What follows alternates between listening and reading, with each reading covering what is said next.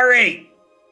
Historic Black Devotion. We had played a little bit of Black Devotion in Standard, and it gets some nice upgrades in Historic. We get our Thoughtseizes, our Knights of the Ebon Legion.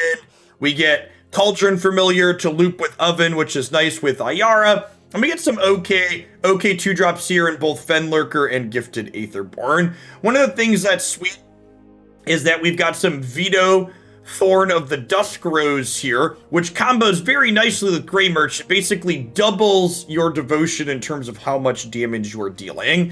I've got Phyrexian Obliterator starting in the sideboard. Let's fix that. I'm not convinced Fenlurker is good. Let's start two of these bad Mamma Jammas in the main. And we'll go from there a little bit, huh? Well, let's go ahead and dive on into some games with this. One of the things I love about this deck is that, yeah, the curve with Agadeems is great. So we get to play 26 lands basically, but 8 of our lands are these spell lands, which is really powerful in my experience. So let's dive on into some historic games and see if this ends up feeling reasonable or not. Yeah, we've got some Gontis in the sideboard. Honestly, I could see Gonti being an okay card in the main deck as well. You'll note that I'm not playing any spot removal in our main deck, which could also be incorrect. Some number of Murderous Rider could potentially be a worthwhile inclusion.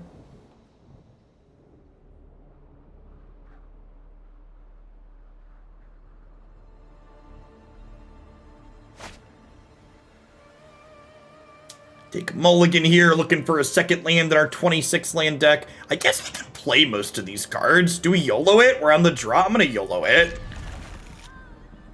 If we draw a second land, this hand is great. Our opponent's mulligan to 5. We get to Thoughtseize them on 1. So Historic is not a total disaster of a format. I try not to have strong opinions on things that I don't have a lot of information about. So I definitely have not played enough Historic since coming back yet to have a real opinion on it. My jury professionalism, chat. This is the professionalism you see. I know. Yeah, explore this. Ugh.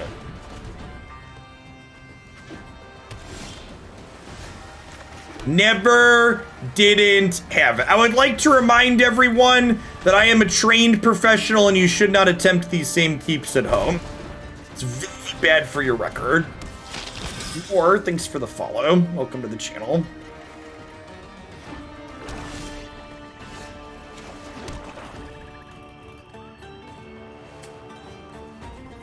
So if I attack with Knight and then we cat and loop it with the Oven twice here, we get to trigger the Knight.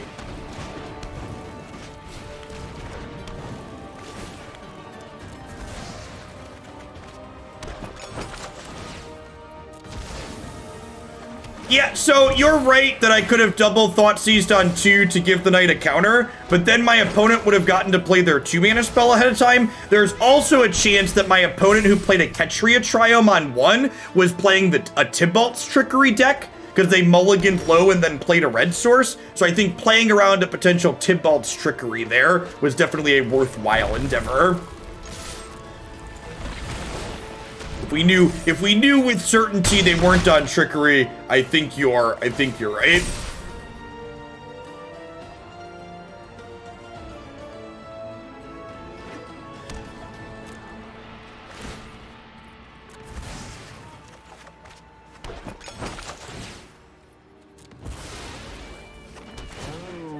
What got me back into Magic? I was kind of medium on the current Runeterra constructed format, and Magic had a new set, and Varieties Spice Life. Decided to give it a try, and I've been having a lot of fun since I came back.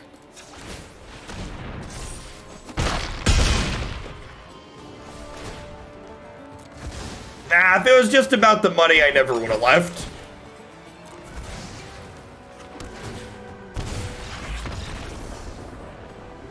Breaks are good. I agree. Absence makes the heart grow fonder. It's definitely a truthful statement. Gifted Aetherborn's probably not very good here. Some Gontis sound lovely. Some Duresses sound fine.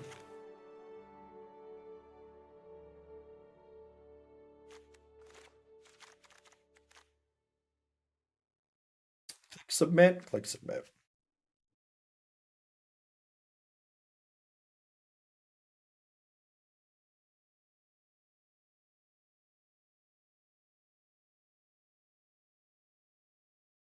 Argyl's Bloodfast is a cute one. There's also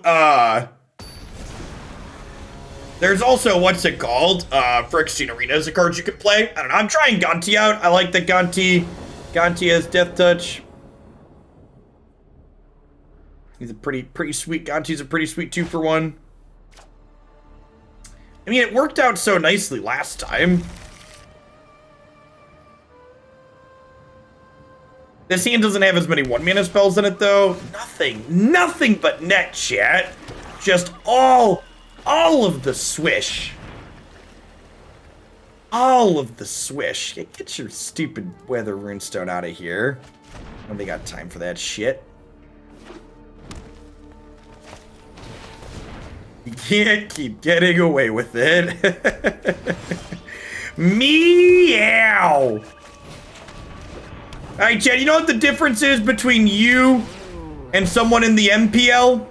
The people who are in the MPL can draw their land drops. That's the primary difference between you and a top Magic player.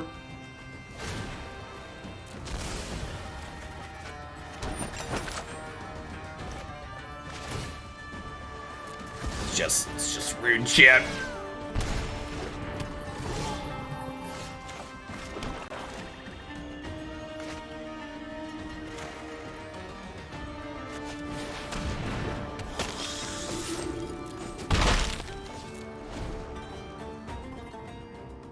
We actually don't have a way to take Weather Runestone off the table in this deck, right?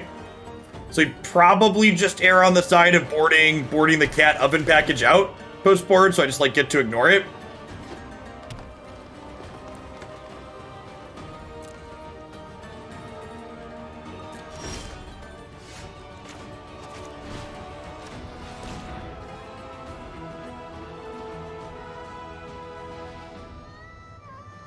That's a lot of chunk, huh? I guess we take that one. We hope they miss on their land next turn. If they miss on their land next turn, they're dead, right? If they miss on a land and we hit. Oh, they can Heartless Act us, I suppose.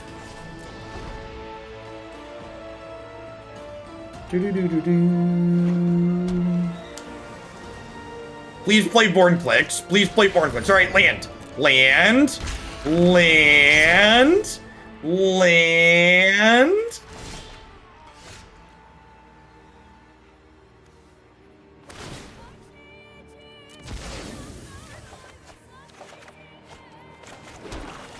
I didn't count, but I think this is lethal. Good stuff. Good stuff. Nice 6-drop. Nice 6-drop. It's off to a good start. I like when we get to do the thing to start. It's possible we should be on more than 2 Vito, by the way. Vito is really good in the standard build. It's possible that he's also just great here and we should be playing more of them.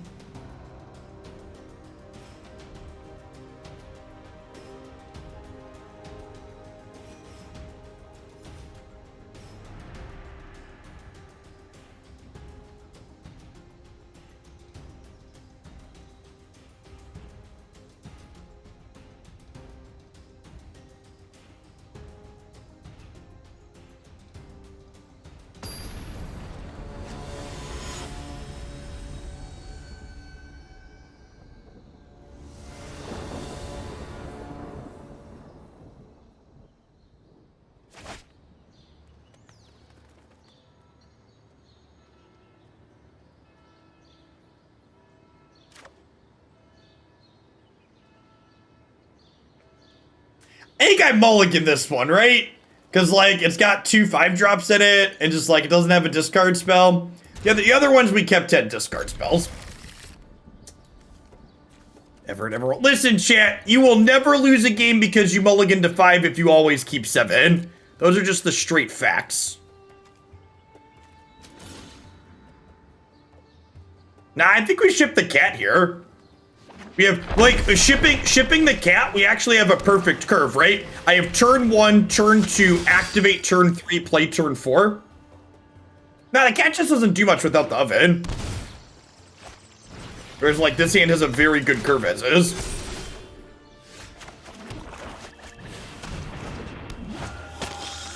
That's one of the reasons why a card like Knight of the Ebon Legion is so powerful. If you didn't play when this card was in Standard, is being able to fill out your curve with activations on a card like this is super strong.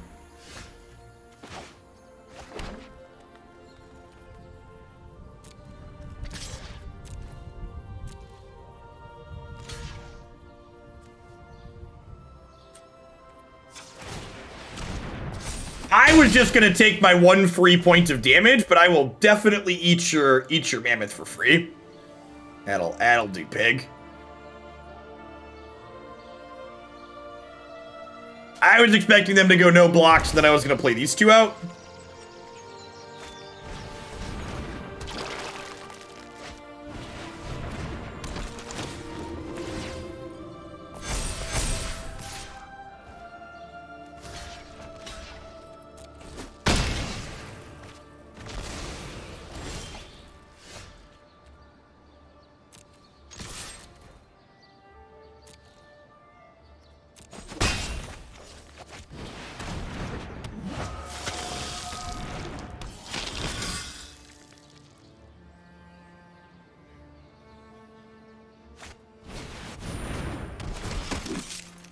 Fairgrounds Warden. Yep.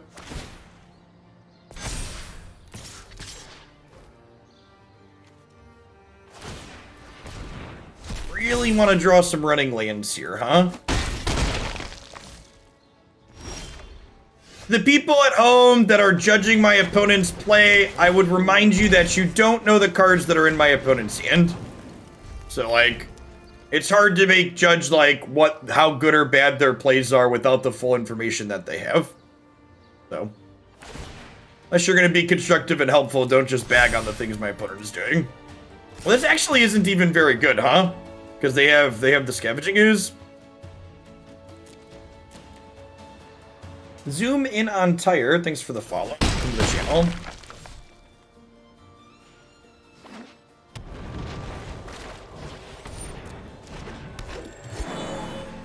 Was their last card that they played that? They must have a 5-drop in hand, right? Hey, Plus Fusion, thanks for the prime. Well, there's a lot of great people making a lot of great stuff on Twitch right now. Thanks for supporting mine this month with that. Wouldn't be here without folks like you. Beers and bolts. Good afternoon.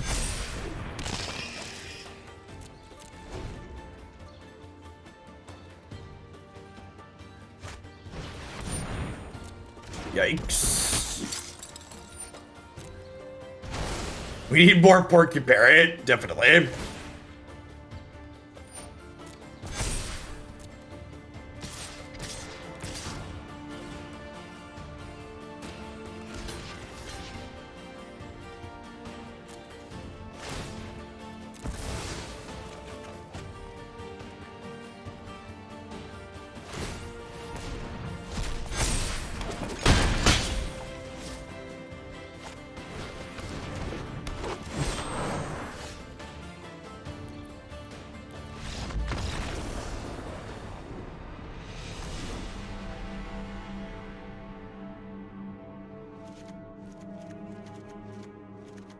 I think I'm just cutting the cat oven package here.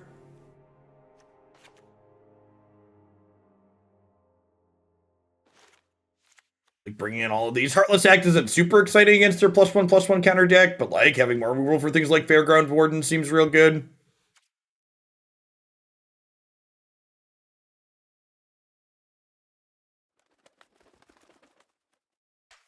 Chat, I didn't update my stream title when we changed decks.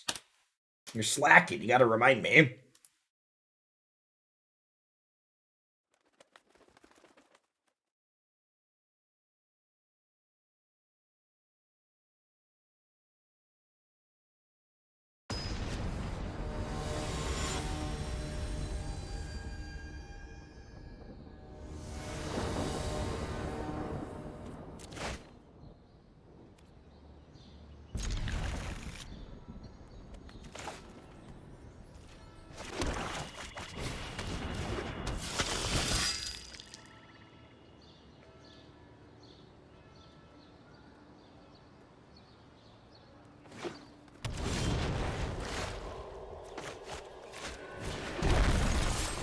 Nah, I want reminders. I want the stream title to be accurate.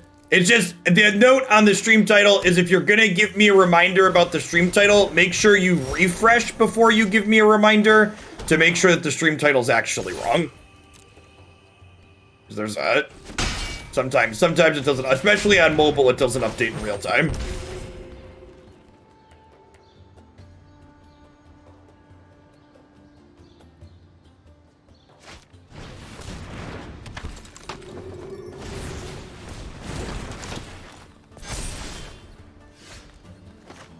A great draw, guarantees us the land for this next turn.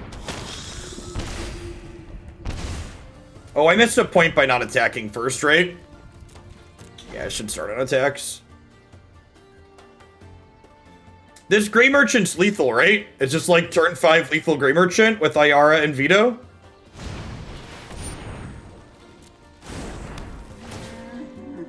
Yeah, should there be more Vitos in this deck?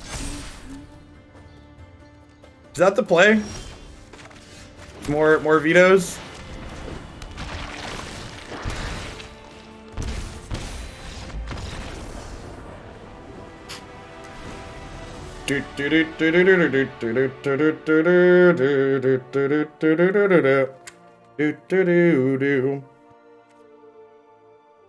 Is the cat oven package good in this deck? I feel like there's so much miscellaneous graveyard hate going around.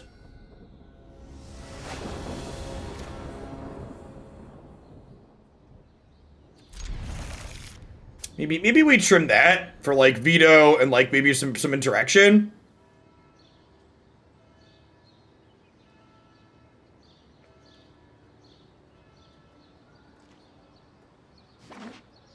Yeah, I'm not sure it fits either.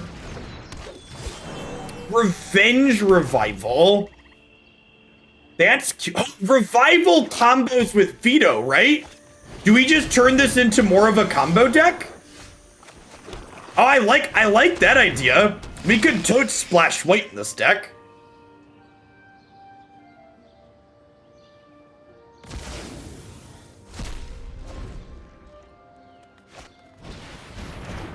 I like that idea a lot.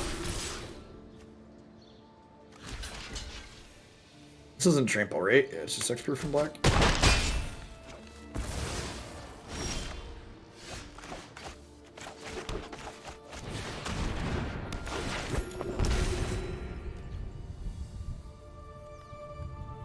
Yeah, I don't think you play the check lands. I think you play 4 fast lands, 4 godless, and 4 pathways. It's probably the line.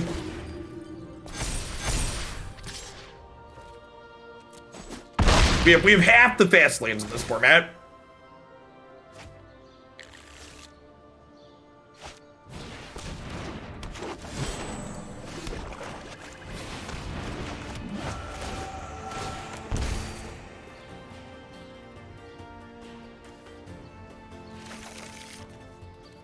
This card is so good. This card is so good.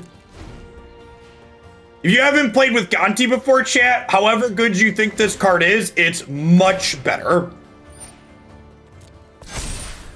Whatever your answer is to how good you think this is, it's much better. Well, that's kind of scary.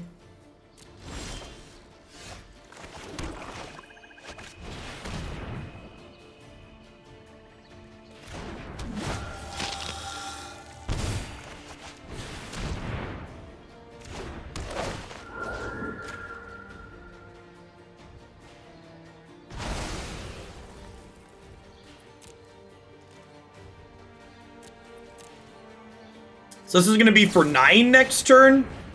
Oh gosh, they're playing Great Henge and Collected Company? That seems hella greedy.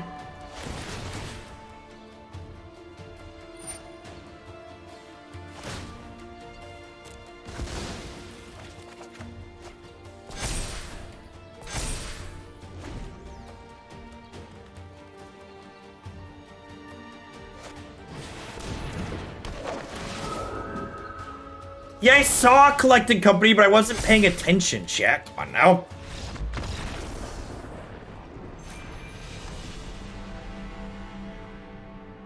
Okay. Alright, let's be a Vito Revenge Revival deck. So that sounds great. Okay, so actually I don't even need to enable white, right? Just black.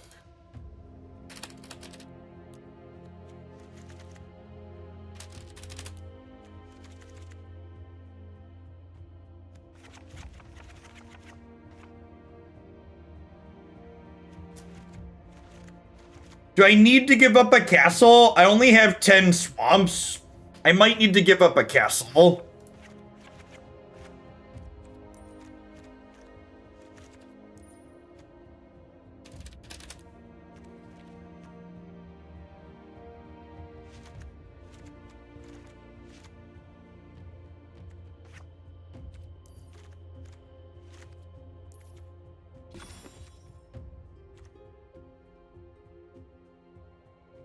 So I have 3-ish slots here.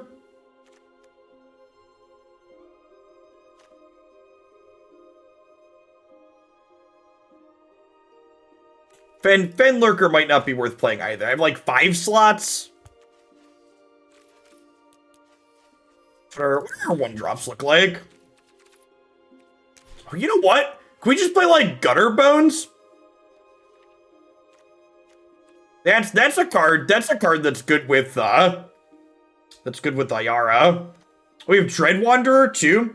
Is Gutterbones or is Dread Wanderer better?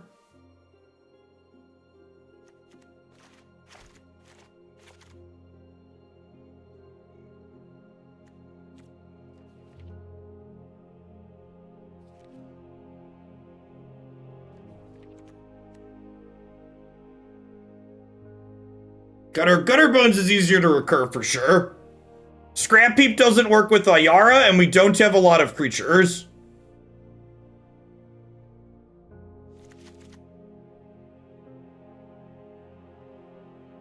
Yeah, it feels like we have a lot of good chances to hit Spectacle. Then what are my last few here? Is it just like Murderous Rider to round things out, or would I rather have Obliterator to be linear? It's probably Obliterator, huh? Obliterator maximizes Gary. Like the Vito Obliterator Gray Merchant curve does, this is what, 6, 7, this does 14. Just like this curve here does 14. It does a lot.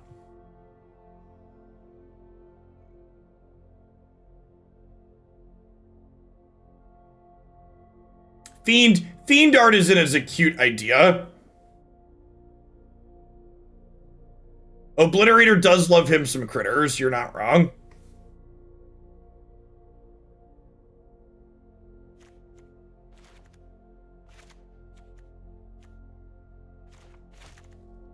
Is that good? I think I like that. I don't know that I like Fiend Art as in. I think that's probably too cute. I think this card's probably pretty small a lot of the time.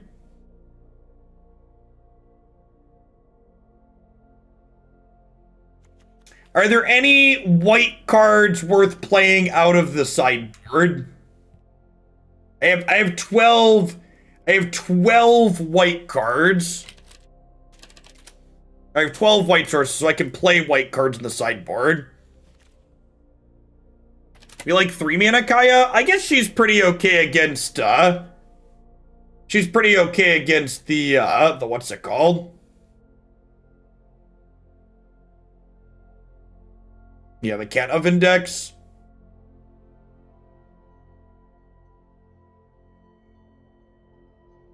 Is she better than anything we're doing here already, though? No, we can't play Skyclave. We can't play double white cards.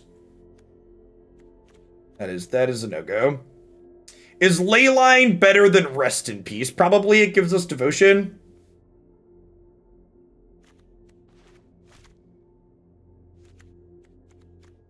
I think Luris is very good.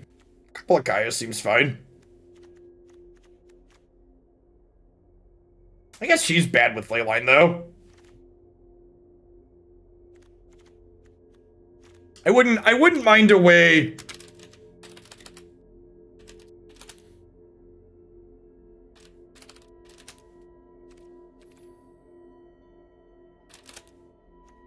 I wouldn't mind a way to kill artifacts and enchantments. A couple of disenchants probably fine.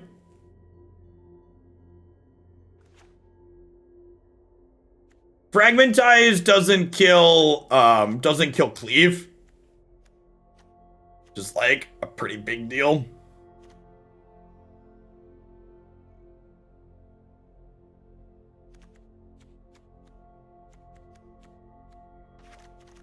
All right, let's do this. We'll play some more games.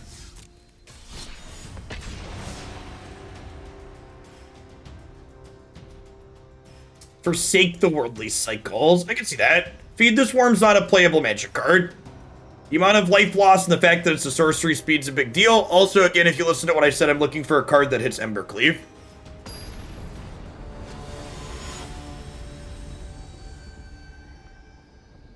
I feel like the types of decks, Authority, I agree that Authority the Council has seemed good in this format, but I feel like the types of decks it's good against are decks that we don't need help against.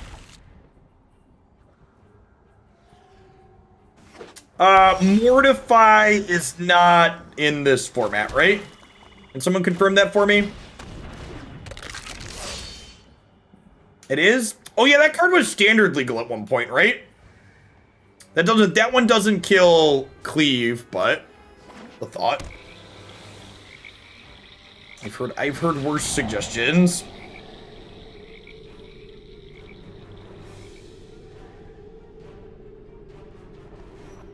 Petrify, is it? Yeah, that's the one. What problem do we have that splashing Dire Tactics solves, Psionic? Why is that a card worth playing? Why does my mono black deck want to splash or remove a spell? That doesn't sound particularly useful. Is there even Marvel decks aren't a thing in Historic? Yeah, because energy isn't very good. Energy has basically never been successful outside of the standard format it was dominant in. It's a very parasitic mechanic that basically doesn't get better. The cards the energy decks have are the cards that they have.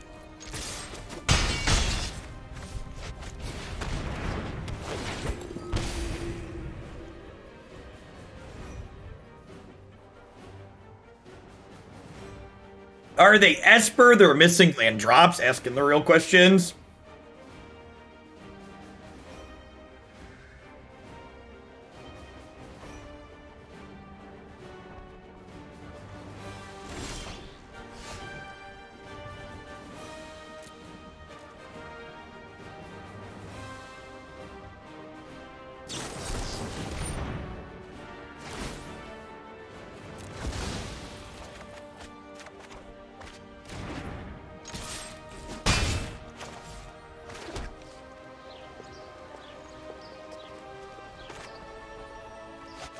This means Gary is lethal next turn, right?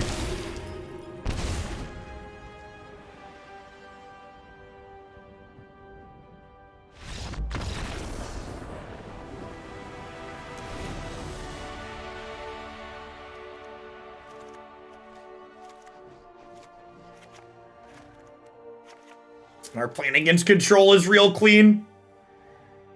We get to trim 2 of these and the 3 Obliterators for 3 Gontis and 2 Duress. I guess against control, I wouldn't mind having 2 more cards to bring in to cut these Gifted Aetherborns. Maybe Obliterator's just better. I don't know. Gifted Aetherborn curving into Vito is nice because this attacks for 4 with Vito in play. Despark could be a reasonable suggestion. Despark covers most artifacts and enchantments you want to get rid of, including Cleave. I don't hate that.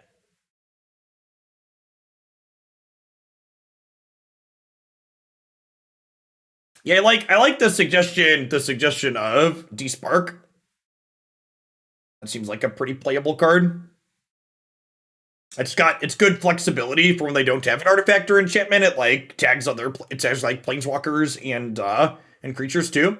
Yeah, I like that swap. That's a good one. And like that's a good example of a useful card suggestion, right? Like you need to understand the role that the card is filling. So like, again, this thing, I want to tag Cleave among other things, and this card does that while also being flexible. Fenlurker is good versus control at a 2 slot. Yeah, but Fenlurker's not really a card you want to spend a sideboard slot on, Raging Nomad. Like, your statement's correct, but it's just not helpful. Stam, thanks for the follow. Welcome to the channel.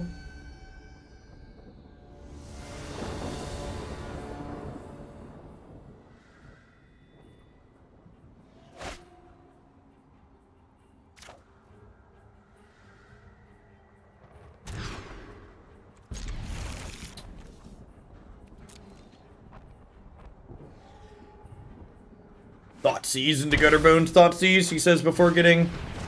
Oh, Grafdigger's Cage, sure. That's fine.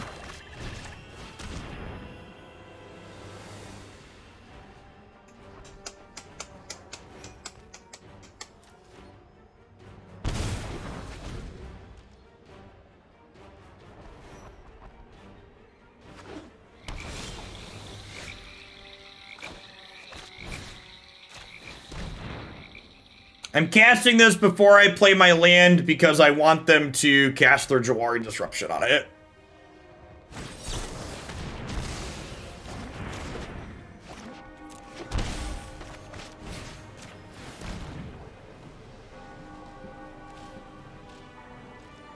Ah, yes, the Woe Strider Grafdigger's Cage deck. That's just good deck building. Also, chat, you want to hear a really fun fact? Let's look at Grafdigger's Cage, and now let's read Gutterbones. Creatures in graveyards and libraries can't enter the battlefield. Gutterbones. Return Gutterbones from your graveyard to your hand. Huh. Huh. Ownsy don't care about no cage, chat. Can't cage Gutterbones. Does this look like a creature that's contained by a cage? So we were talking about Gutterbones versus the different graveyard payoff. The fact that Gutterbones doesn't care about Grafdigger's Cage is actually a big leg up for Gutterbones, right? Yeah, exactly. Like this card is super good and popular as graveyard hate in this format. So playing a graveyard value card that explicitly doesn't care about that has a lot of upside. Not gonna play around Disruption, because if they had Disruption, they'd play it as a land. I could shock this into play around Disruption, but you know, it is what it is. We have Castle here, so like our points of life are valuable. So like shocking to play around a card that they almost assuredly would have played out as a land is not a good play. Worth noting that Splashing White denied us Gonti and Kirk. Yeah, that's fine though, I think.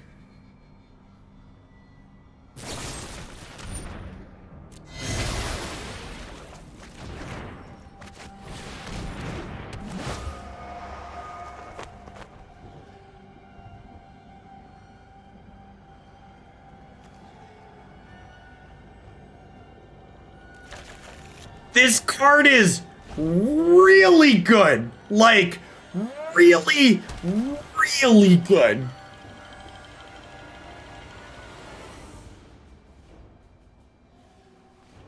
Pioneer this morning went much better than I was expecting it to go.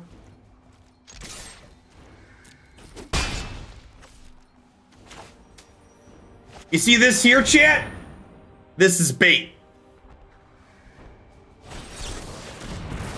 Oh, they're playing Exclude.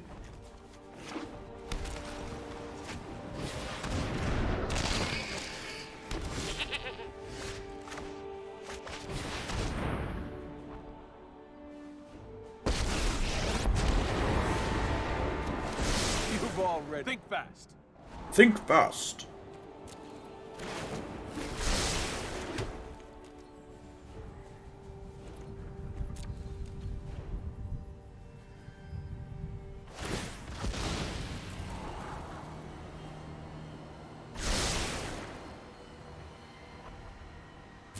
This is a pretty playable Planeswalker, by the way. I think this is a good inclusion from the opponent. Like Scry plus draw a card, and the plus is like super reasonable. No one likes a bully. No one likes a bully, opponent. I am who I choose to be. All right, and if this resolves, we get to pick Gutterbones up.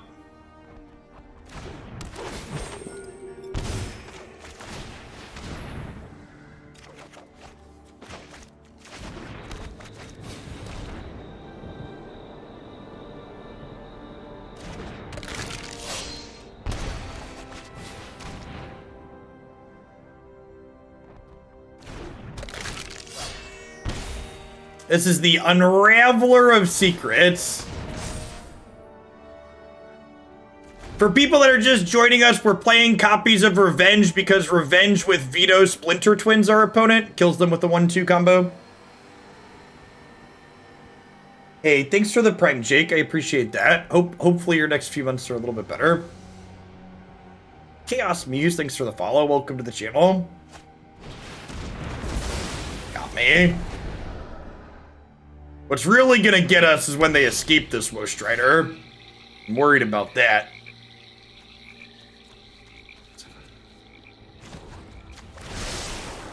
I think I know what to do.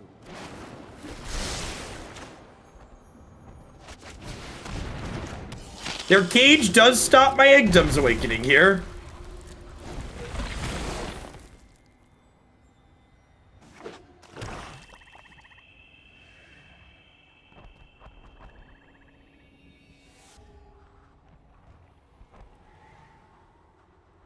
This is for when the escape trigger goes on the stack.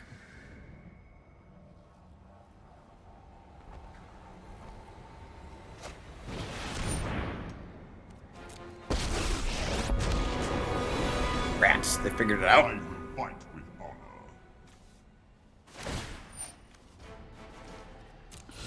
Good choice. Yeah, they can't. Cage stops things from being escaped.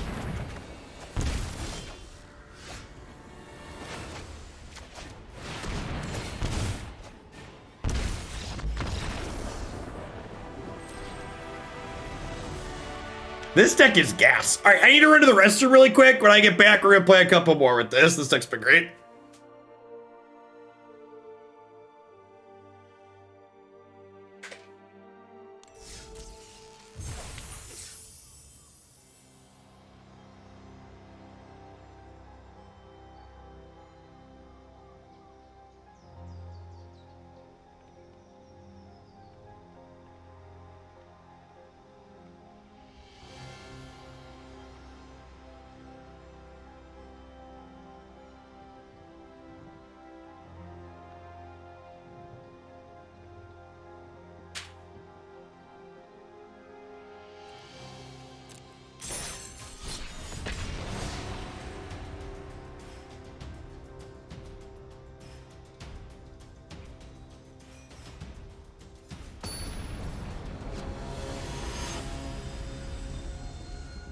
Yeah, we decided, for people that have been following along since we started with this deck, we wanted to go up to 4 Vitos, and then someone else pointed out, I was like, well, if you're playing a bunch of Vitos, you can play Revenge Revival. It's like, yeah, that sounds good. And it has been good. I'm gonna play this as a land to start, I think. I used to watch you almost a year ago while at work. Then I lost my job and just got my job back, so here's my sub back. Thanks for the Prime, Cameron. Glad you landed your gig back again.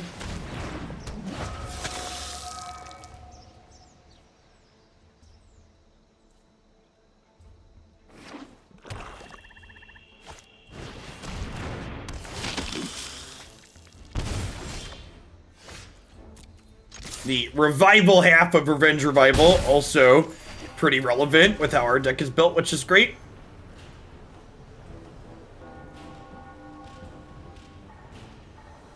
Got a bunch of things like Ayara and Gifted Aetherborn and even Vito himself that this can pull back into play.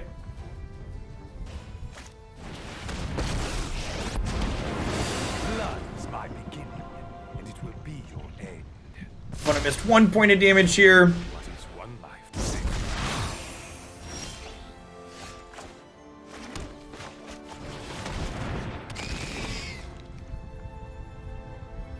Oh, I need to put Despark in the sideboard. Make a note on that. Do you have a Murderous Rider or a Heartless Act? Any cantrip looking for one? Looks like it. Survey says. Ronan Rua, thanks for the follow. Welcome to the channel this afternoon. Black, good afternoon. Ebon Legion is nice, so...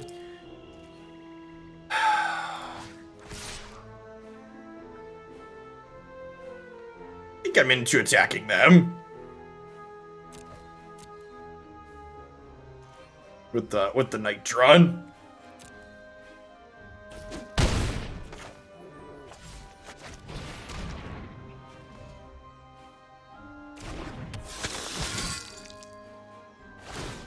And honestly, if they had killed the Obliterator there with the removal spell, I think we would have just drawn with Castle to trigger the Knight.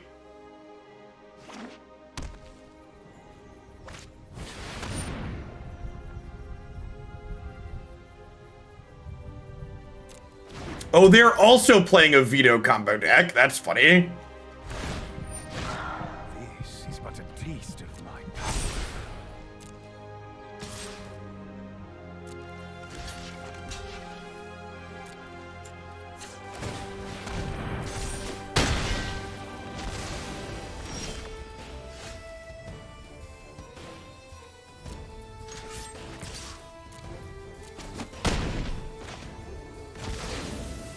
This wasn't my fight anyway.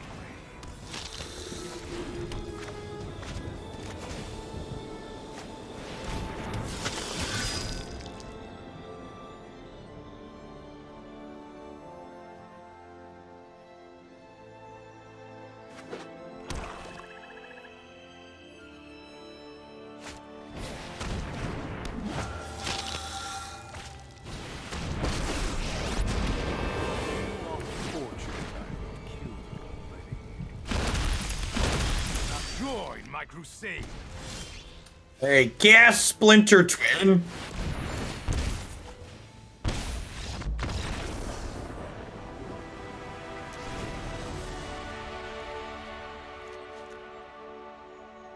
Bing bonk, bing bonk, bing bonk, bing bonk. This is a discard spells out matchup. I want more things that play to the board on average, I think. Probably a Gonti in matchup.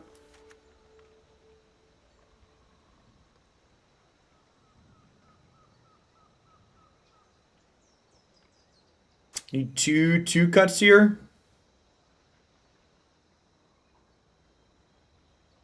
Maybe I don't want all of these.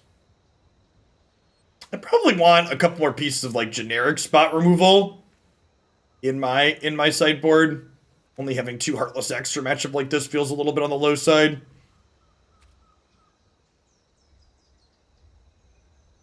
I'll take a peek at the board again after this. I wonder if we need Leyline in our board. Feels like there's a chance that we don't. Polar Beard, thanks for the follow. Welcome to the channel this afternoon. Yeah, exactly, Kicker. Like, we wouldn't have to splash to play the Exquisite Blood like the opponent's playing, but we also would have to have a 5-mana bad card in our deck, basically. The fact that we're just, like, playing all good cards is really nice.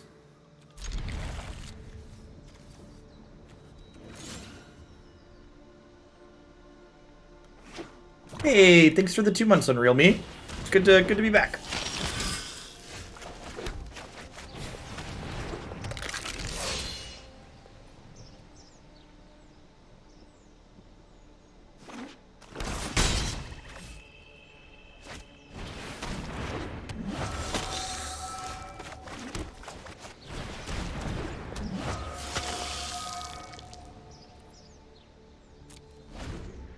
So the problem with red-black with Gonti main is that Gonti kind of fights with 4-mana Chandra for being a card advantage tool.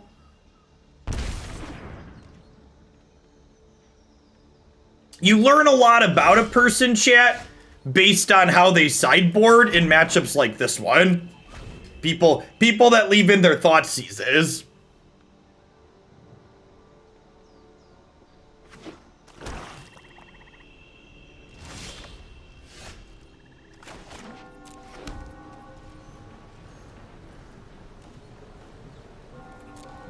Both just like staring here awkwardly, Spider-Man meme style.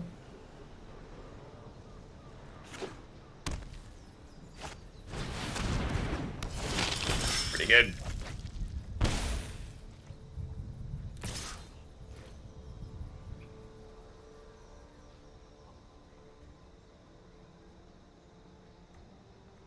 I think I'm treating, I don't know, feels bad. Feels like this is gonna bury us here. It's a good draw.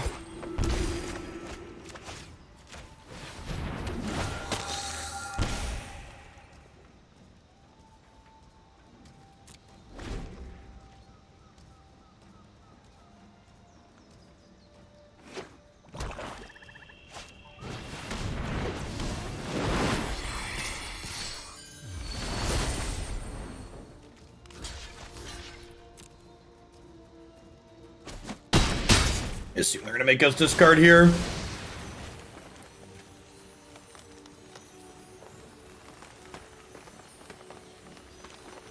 Because our combo isn't gonna sit in our hand clear. Like, look at this game where our hand is now empty. This is why Thoughtseize tends to not be good. So like, if my opponent isn't in a spot like this where they ended up ahead through things that were mostly outside of their control, like the fact that we bricked off a bunch early, like in a spot like this, imagine like they have Thoughtseize in their hand in a spot like this, or they draw Thoughtseize for the turn. Like, yeah, Thoughtseize is one of your best possible. This is a matchup that tends to go long, these style of games, and like having Thoughtseizes in your deck to draw in a matchup like this is not good. Blood calls to your soul.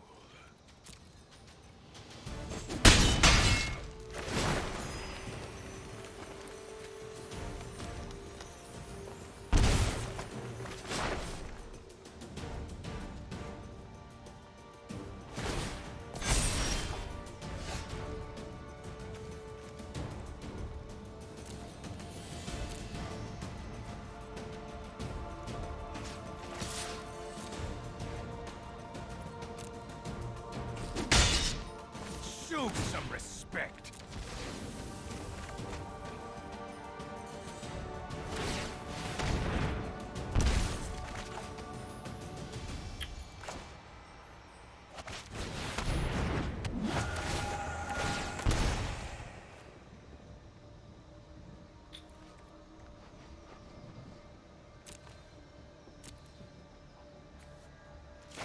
Get him in for that one.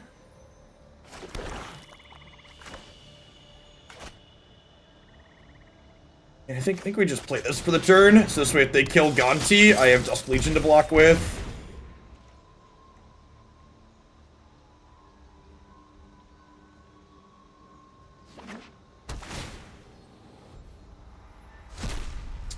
That's super unfortunate.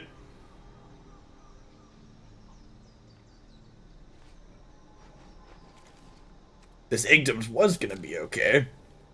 Now we'll be discarding it. My bloodline flows through you.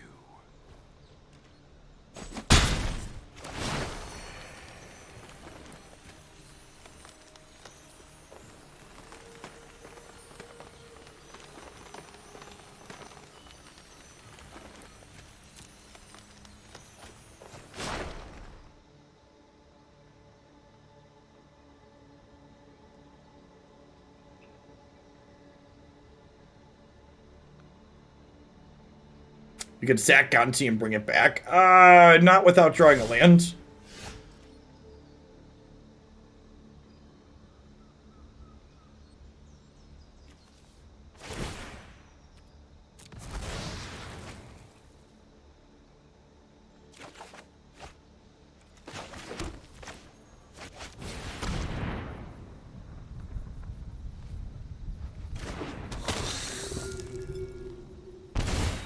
You know, it was probably, I think my use of Ayara here was wrong. I think I should have waited on the Ayara I should have just like played my Vito out and like held the Ayara activation up. With the Rankle in play.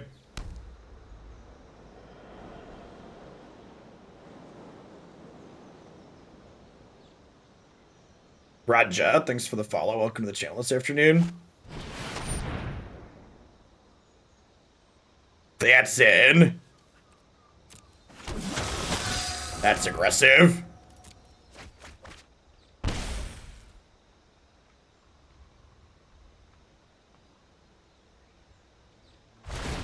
Our veins thirst for life.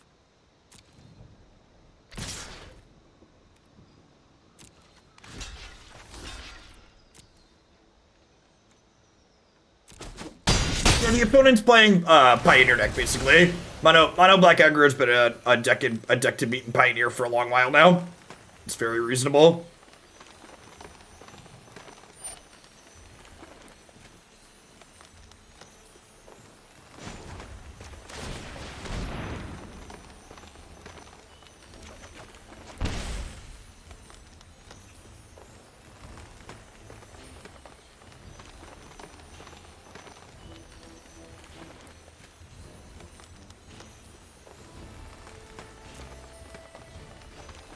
Mutavault. This card's much worse than Mutavault.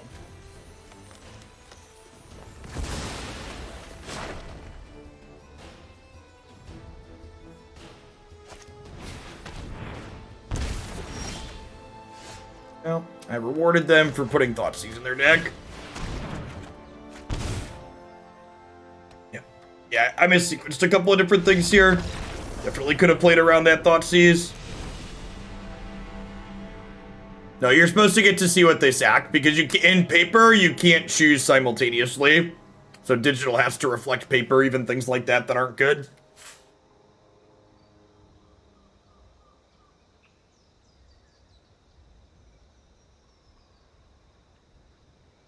For simultaneous effects, active player always declares their choice first.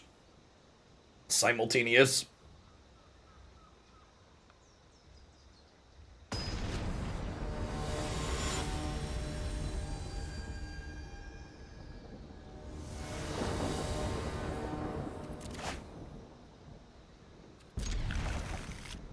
Sure.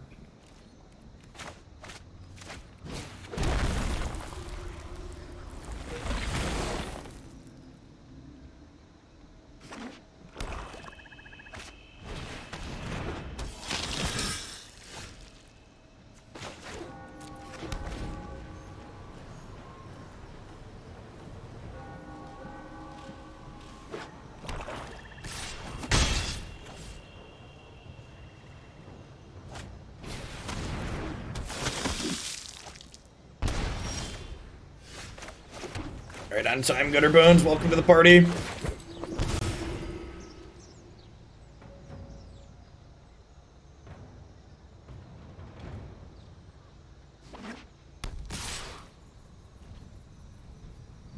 They have a fatal push.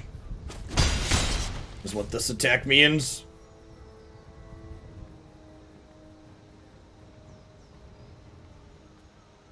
It looks like a revolting attack, chat. That's because it is.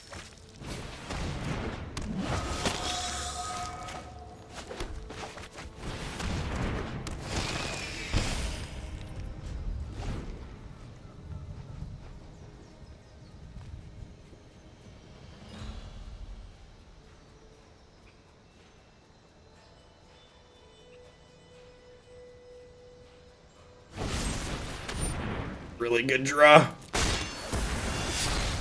Although I guess if they had that last turn, that's not a guarantee that they would have. They would have necessarily played it out. This attack is super strange. This is free.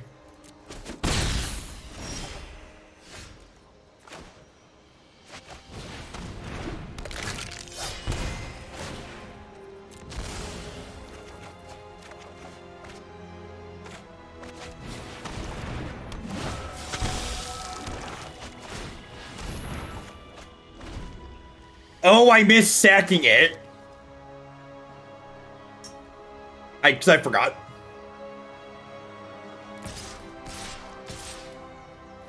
Is the answer. I think I'm fine trading their whole turn for this.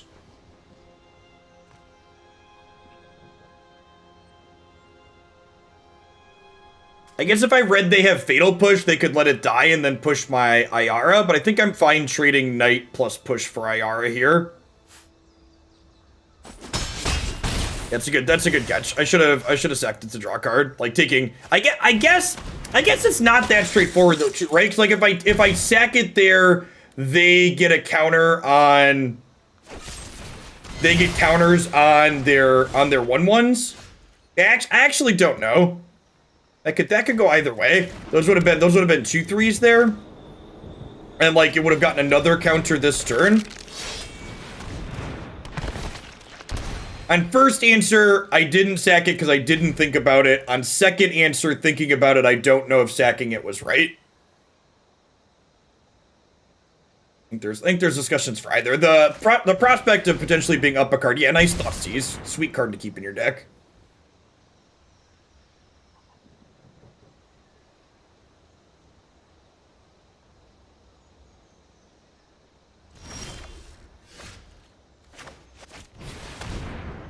For those of you at home, you'll note that I skillfully left the good card on top of my deck there.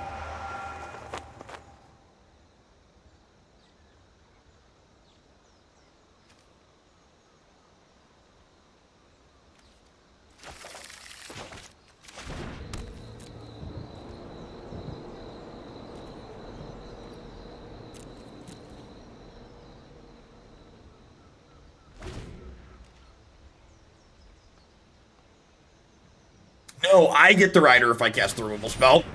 Actually, it's great.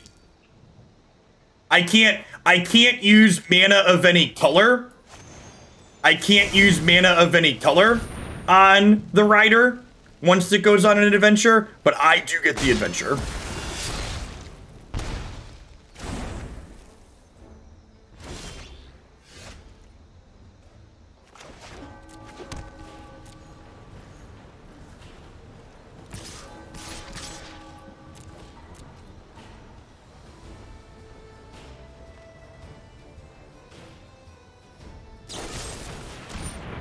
Got me.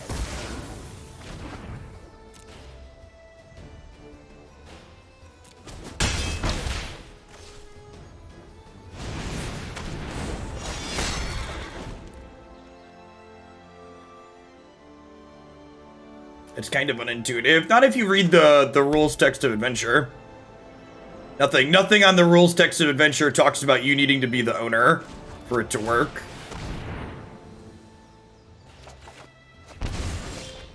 So, yeah, it's actually all thing, like, as someone who will, like, point out a lot of awkward things that Magic has in it, like, that's actually a super intuitive interaction. It plays out exactly as it's written on the card.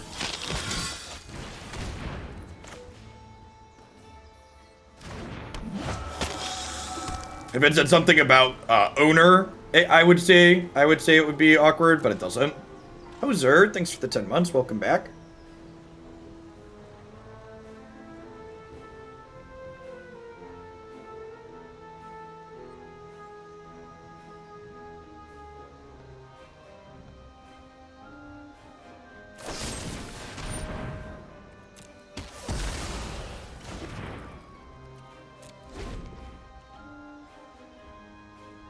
Why did they kill my Gonti instead of my Gifted Aetherborn?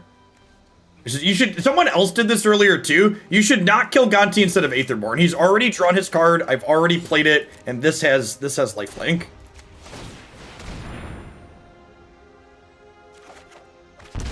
Wait, Minecraft cartridge? The Minecraft cartridge, I don't know, believe it or not, I don't play Minecraft, so you should probably keep track of your stuff.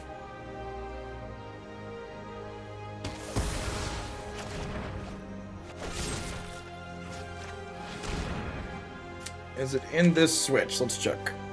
It is in this switch. Look at that. Smart.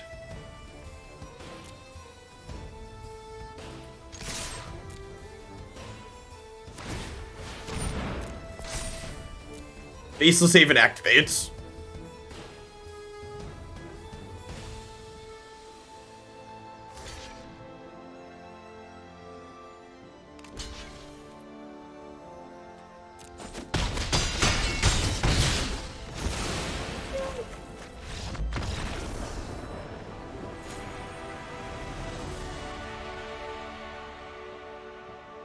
It's in the switch.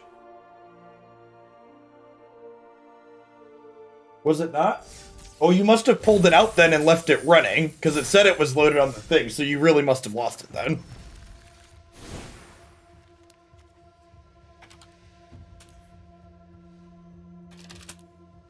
It's tough being 5 chat, having to keep track of your own Minecraft cartridges.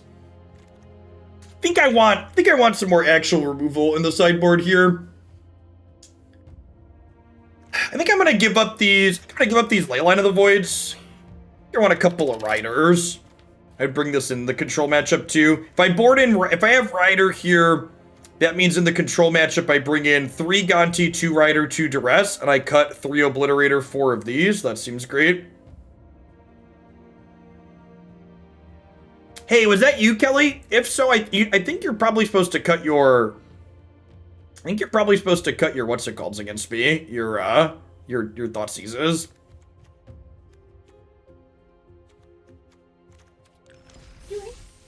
I do not have your cartridge, dude. You probably lost it. I saw a cartridge sitting upstairs on the armrest of one of the couches yesterday or the day before. So I hope that wasn't Minecraft and it didn't get lost on you.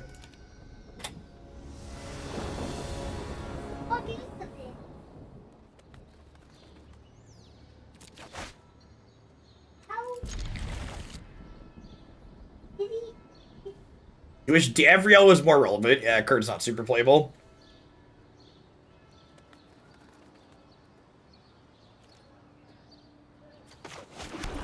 Basically, like, in that third game, like, your Thoughtseizes were decent in the second game, but, like, in the third game, like, how I got empty-handed and then your Thoughtseizes were bricks, I think that's something that's going to happen quite frequently that you want to work around.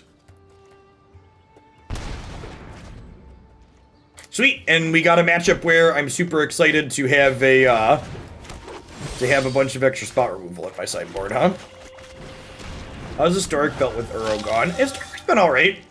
I don't know, I haven't really played enough of it to have strong feelings either way, Bob. I wasn't playing when Uro was legal, so like, I don't really have a good metric for if it's better or worse.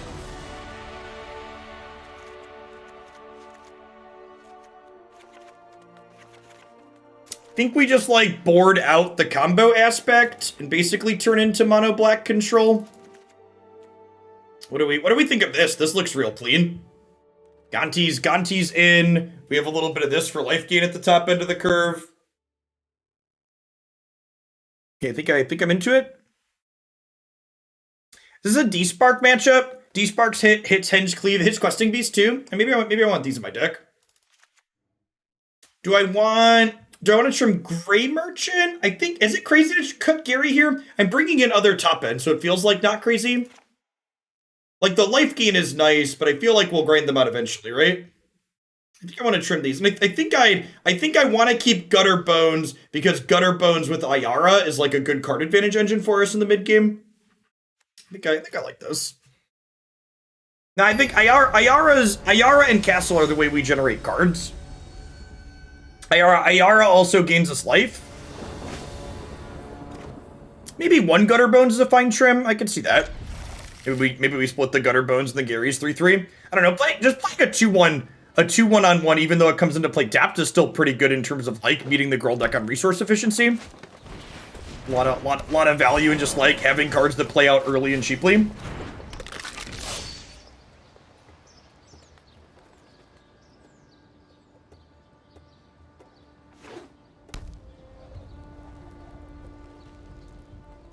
Yeah, Obliterator's great. This matchup and the red matchup are the places where Obliterator is just like absurd.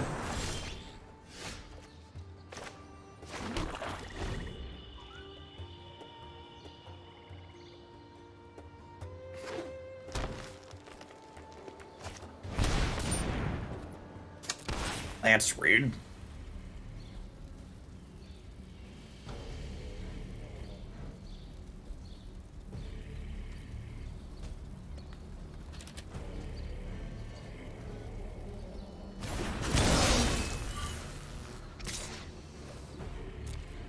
That's proof, so I can't kill it this turn. Feels bad to not get to use my mana. Spellbreaker's so good.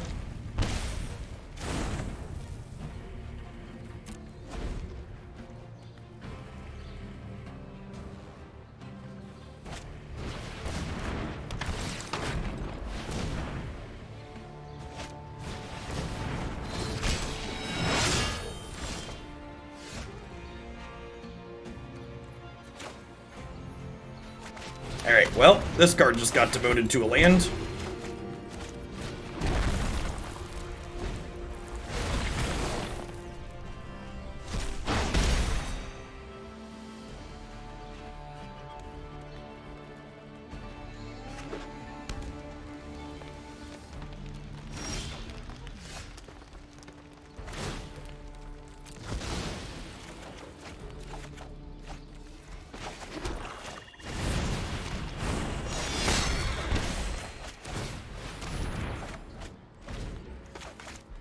Make sure we pick our Gutterbones back up every turn.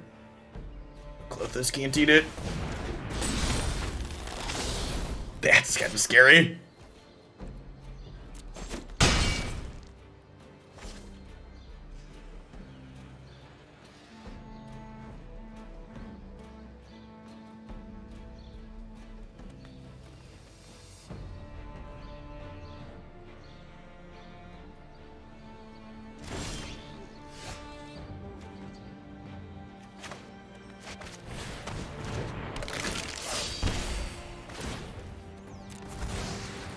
Be wrong to draw this turn.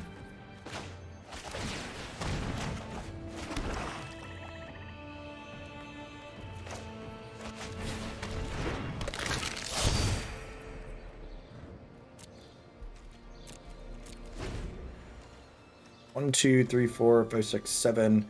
If I kill Burning Tree Emissary, this isn't gonna get to attack this turn. And I want to kill this now in response to this, so that way this doesn't get a 1/1 counter. This is another thing that gives devotion. They get to turn Clothis back on, but I feel like they would have played that last turn if it was. Yeah, sweet. Really getting to see Gutterbones was a great addition to this deck too.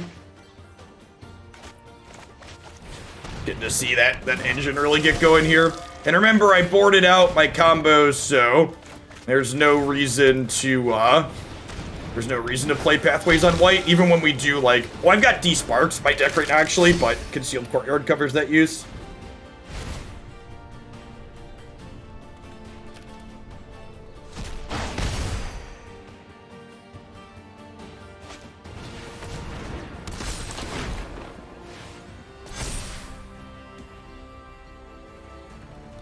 Feel like I'm using this as a gain 6.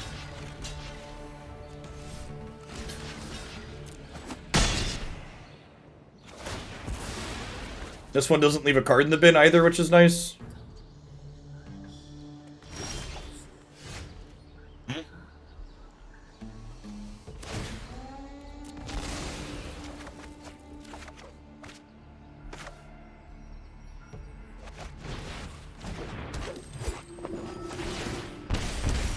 Why is Noxious Grasp good against Clothis? Can you explain? Because I don't see it.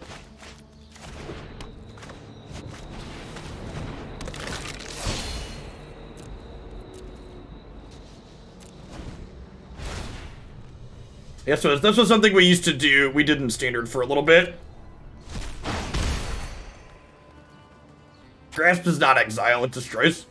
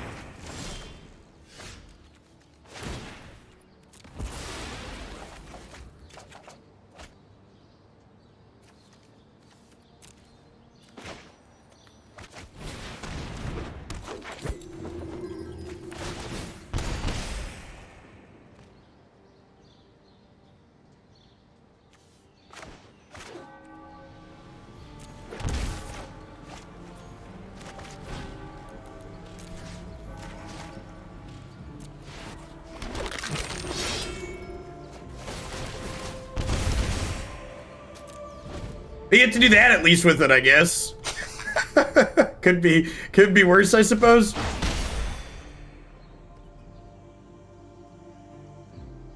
Yeah, like they're on 4 lands, and we have 4, 5, 6, 7, 8, 9, 10, 11 lands. Kind of 12 if you count that.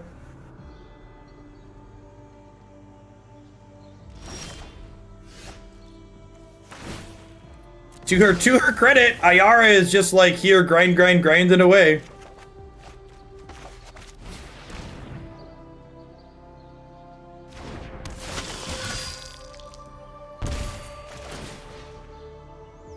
I mean, like, we're in a fine spot, right? Like, we're super flooded, but Ayara plus Gutterbones is letting us grind through it. This deck is sweet.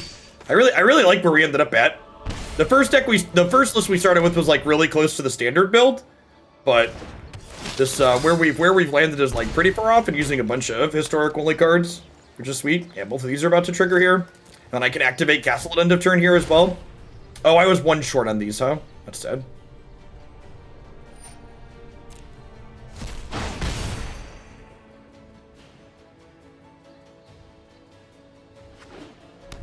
Yep, opponent's due to draw some lands. Flood with me, baby.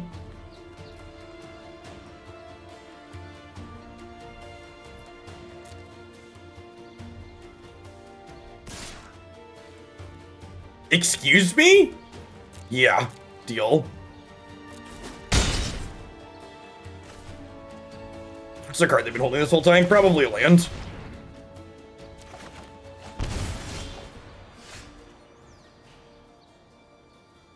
Three, 4, 5, 6, 7, 8, 9, 10, 11.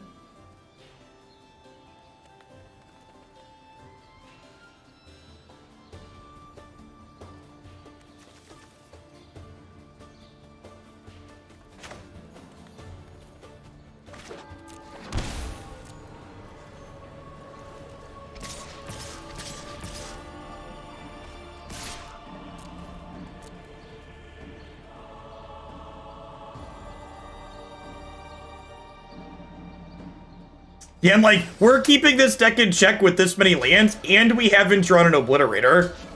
Like, just like hadn't drawn the best card in the matchup yet.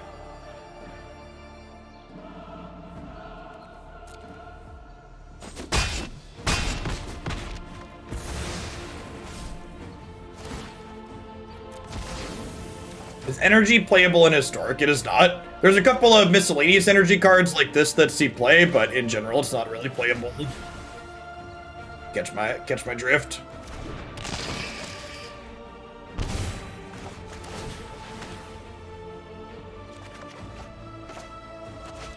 We just hold up Murderous Rider here and pass back.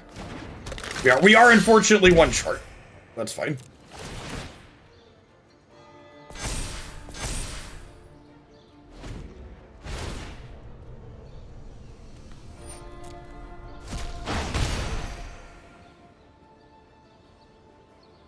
Yeah, Gutterbones Ayara like picked this game up and carried it on the back, huh? They didn't. The fact that they didn't find a way to kill Ayara for so long is definitely instrumental here.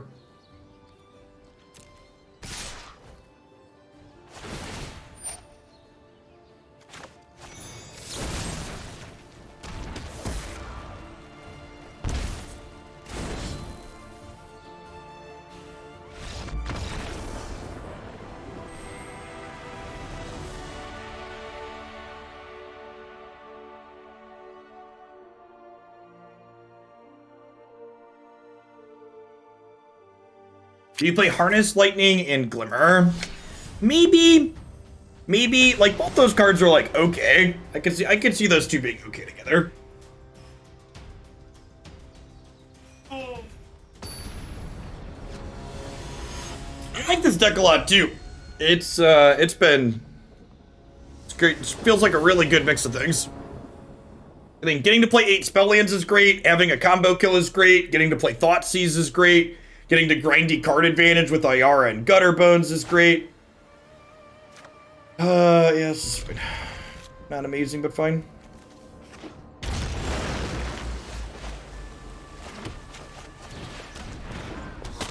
A lot of things going on in here that I would classify as great. Sultai Ultimatum's not really a deck in Historic. There's a lot of fast, aggressive decks that just run that kind of deck down.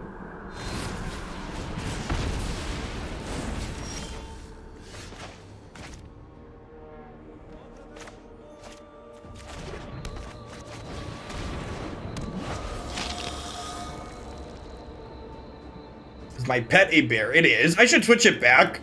Prefer the Zendikar Dorko.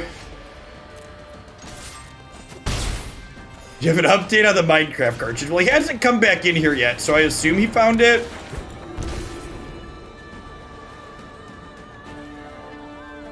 5-color Obosh over there.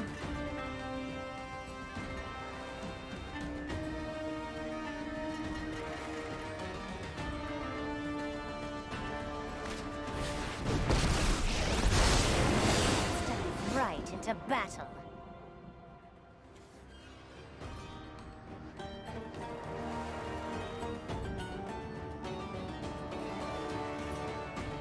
What if I just hit them for 4 and then like Night Revival Night?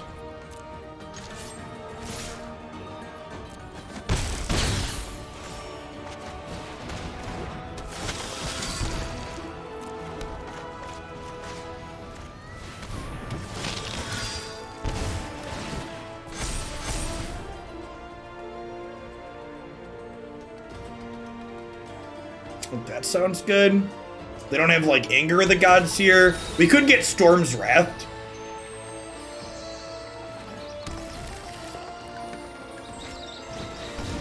Old Growth Troll. Yeah, that one's not gonna do it. Oh, yeah, not with Obosh. Yeah, good call. I love to make a splash. It's a good catch.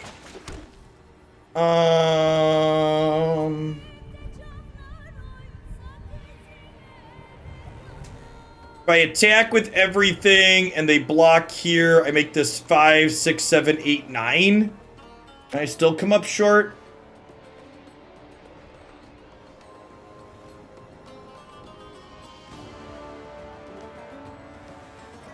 I think that's the line though, right?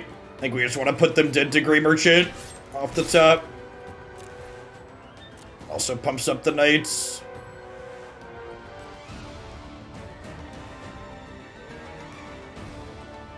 The fact that they could have like a 5-mana sweeper here also encourages me to push damage.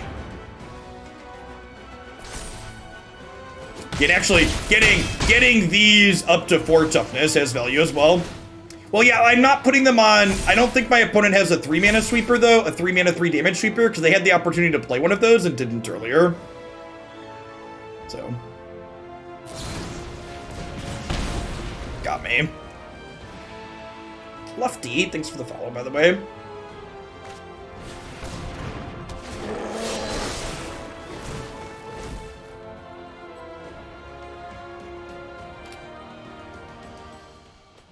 I think I'm actually gonna push my Mythgard segment to another day this week. I need to be done by 3 o'clock today. Let me double check actually. Let me check with my wife.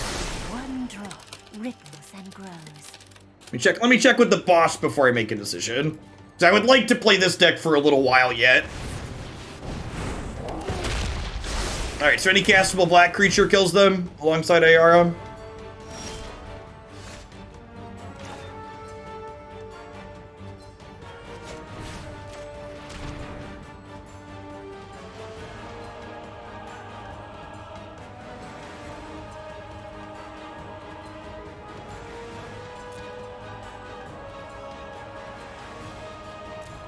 Huh?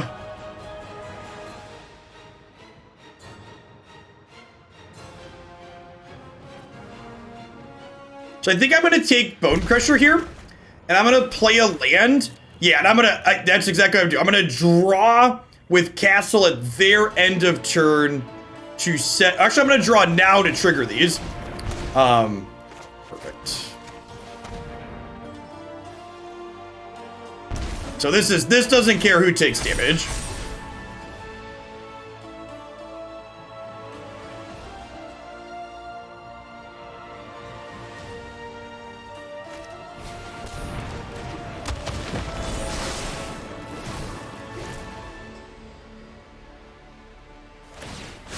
Let's get moving.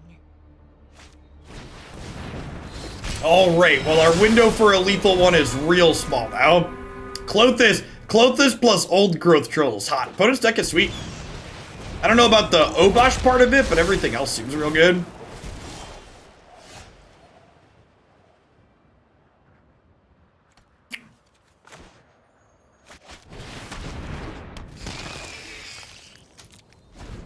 Glad we took Banishing Light.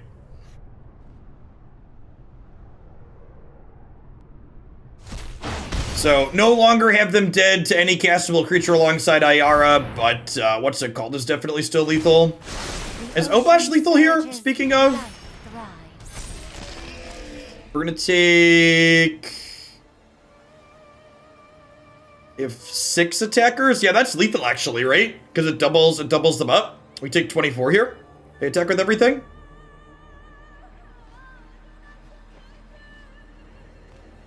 Blue scheme had a couple of draws for a couple of turns there. They killed them and came up short. Opponent just has to find the attack with everything button.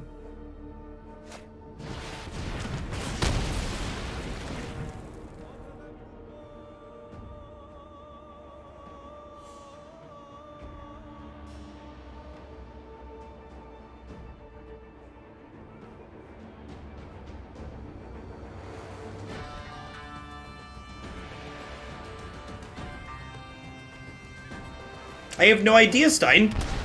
I said their deck looks interesting. It's hard to know if a person's... And anybody that tries to, like, shit on someone else's deck, like, something like this that you've never played that's, like, really off the beaten path, like, what they're doing feels powerful, right?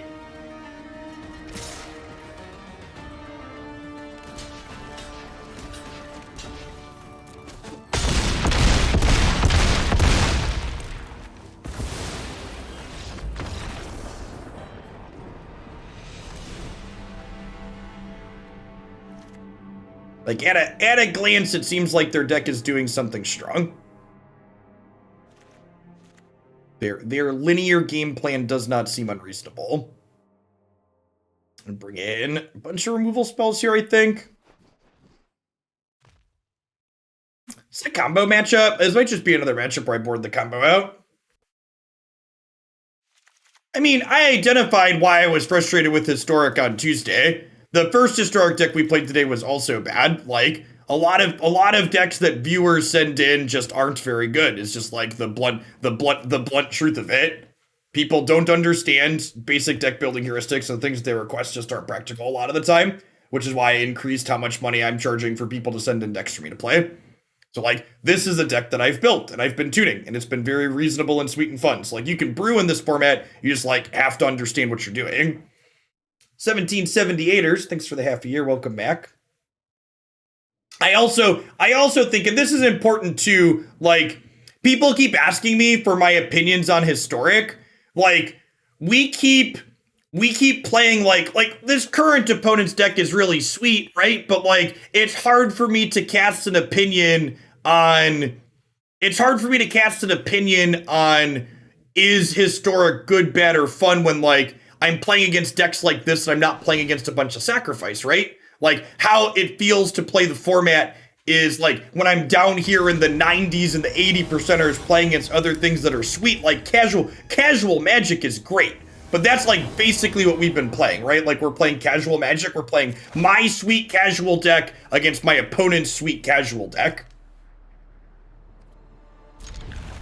And that's not to say that, like, our decks are guaranteed bad, but it is to say that what these decks aren't a representation of what the format is.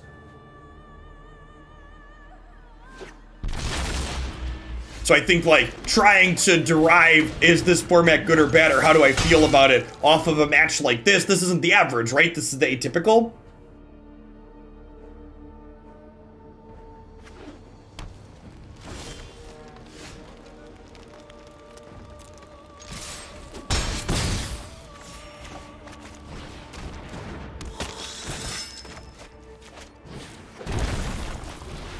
Hey, Clary on me, daddy.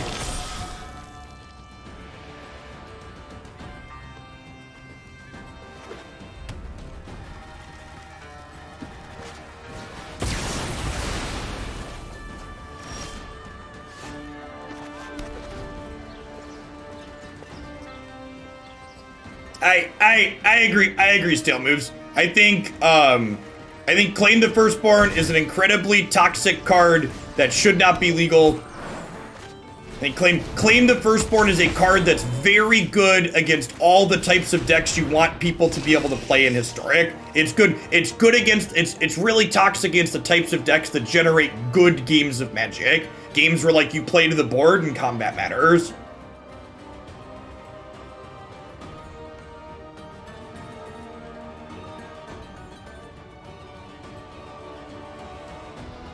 We'll see if they have a Banishing Light here, or Phyrexian Obliterator gets to do some heavy lifting. There's a chance if they're on all damage-based removal here, Obliterator plus Grey Merchant closes this game out.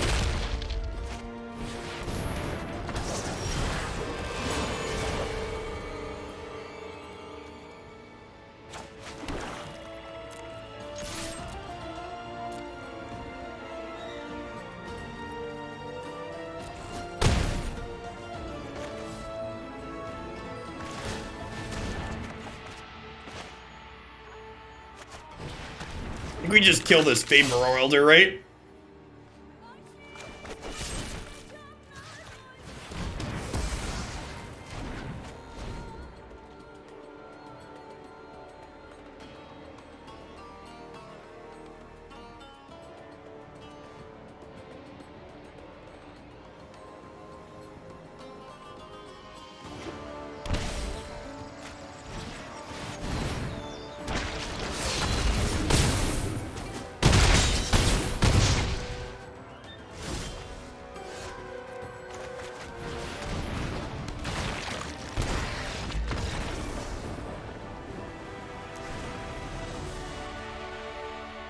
Alright, Oketra and Glory Banger on top of Obosh. Probably want these Desparks in my deck. Probably don't want these Aetherborns, honestly. They just get cleaned up by their sweeper. Maybe I want a Gonti here as I go a little bit long. It's probably fine.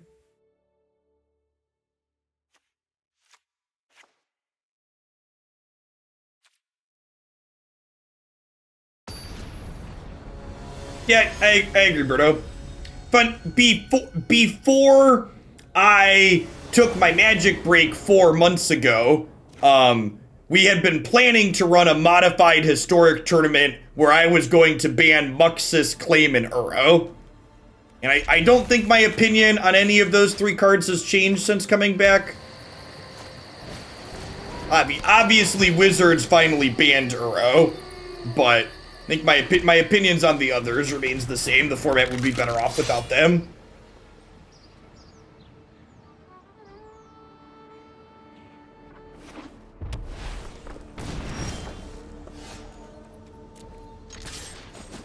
The classic Land War Elves Deafening Clarion deck from our opponent, by the way. They did ban Teferi, Bob, yeah. Yeah, I'm not playing any Magic formats where 3-mana Teferi is legal. It's not my cup of tea.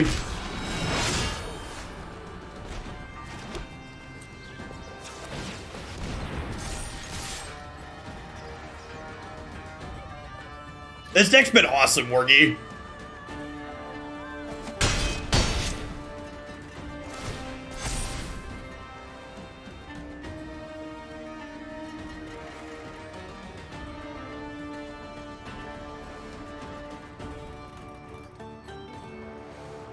Do, do, do, do, do, do.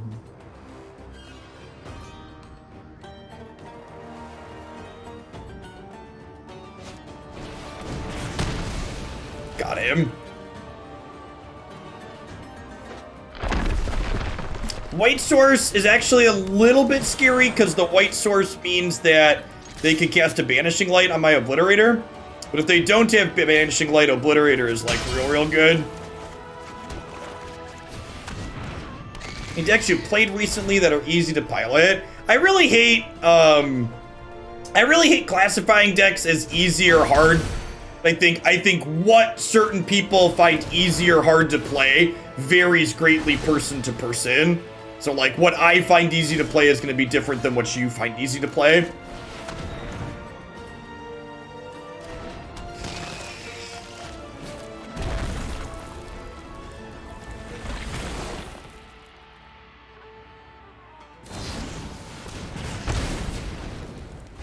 What cheer am I using? I think it's called an Ergo Human, if I recall.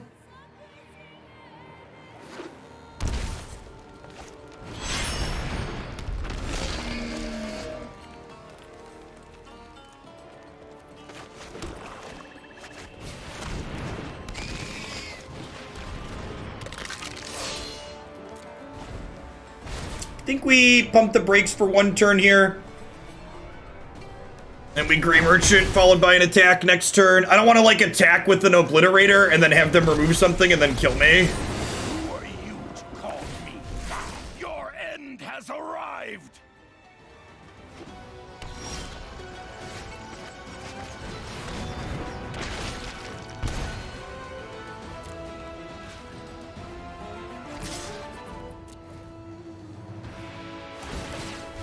Come on!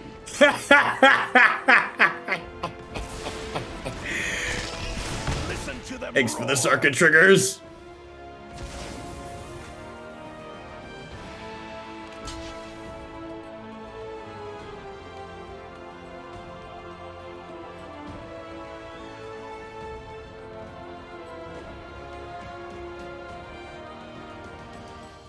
You're dead! You're dead! Sack the board!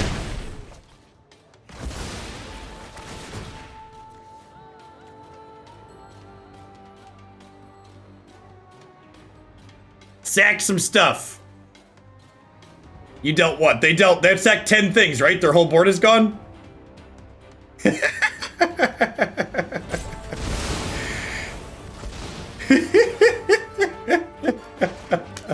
GG!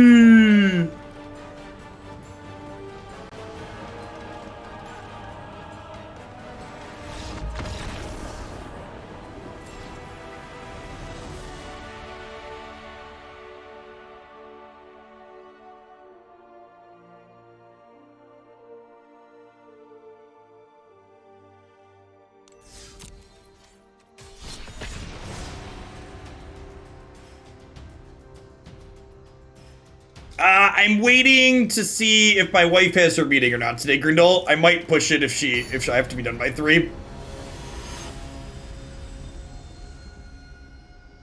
Kitchen table magic is best magic, chat.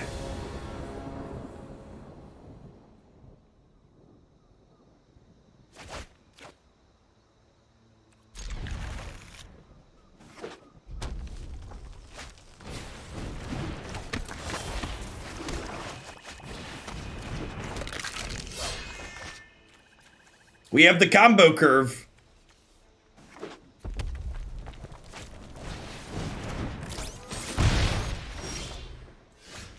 All right, come on, deck. There's 26 lands in you. Can I just draw lands for the next 3 turns, please? Next 3 turns, all lands.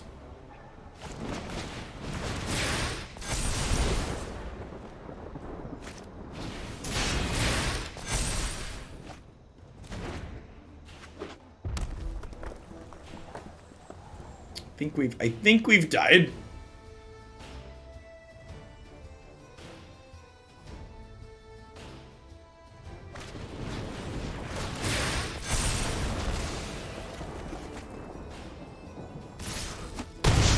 If we draw running lands, we could be okay here.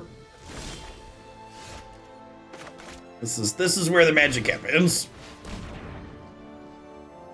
God, their hand was so bad too.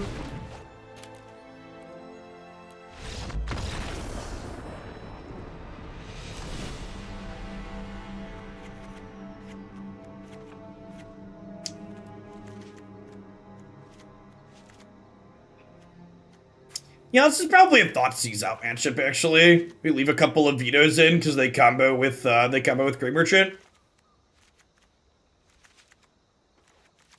What do we think of this? I think I'm into it.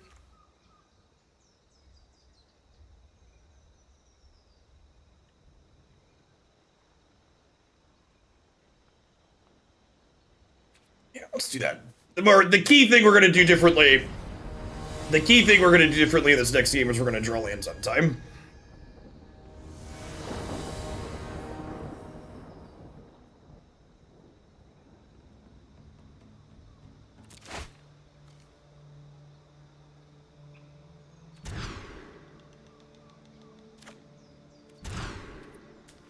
This is where the magic happens.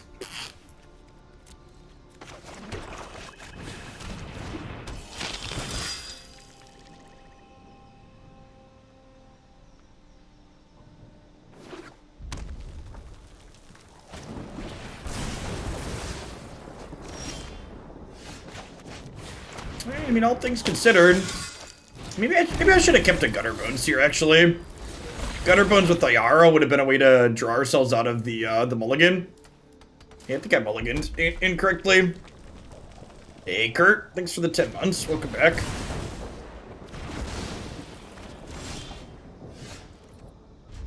Alright, well, our plan of drawing a third land in the second game has not come to fruition, unfortunately.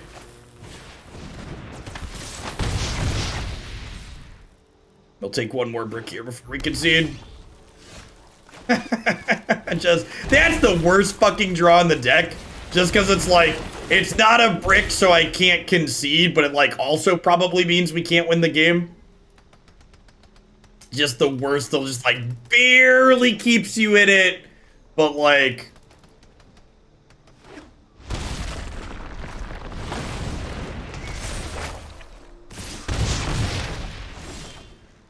This is actually a really good answer to what's it called, right? It's a decent answer to Phyrexian Obliterator.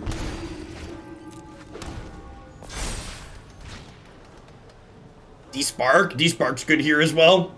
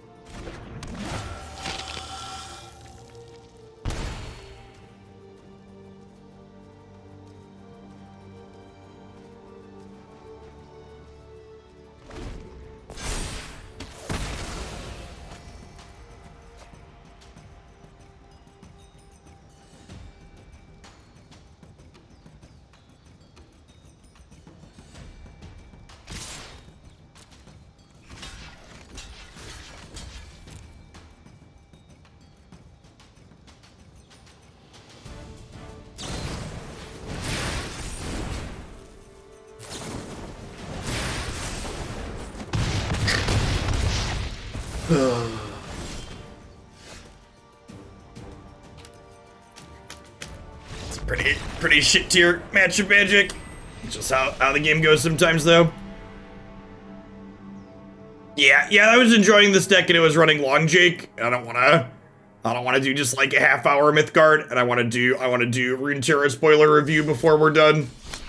So we're gonna play this for another half hour or so. We'll do some Runeterra spoiler review, and then I'll call it a day. I mean, that had nothing to do with my opponent being the fun police. Like, that's actually, it's very silly to blame that last match that just happened on my opponent's deck. I actually think our deck likely has a very good mono red matchup with all of our obliterators and spot removal and life gain if we just like get to actually play a game of Magic, right? Like we mulliganed to 5 in one of the games, we missed our land drop on 3 in both of the games. It's just like how the game works sometimes. Sometimes you don't get to play.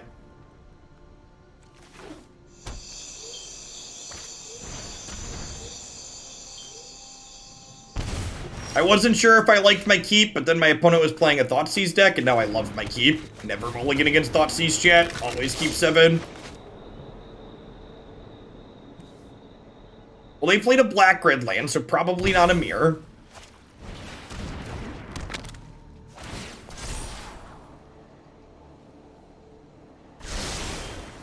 I imagine it'll take more than an afternoon of us dorking around with this to run into things like mirror matches. Having a castle here against a control deck is likely very good, though.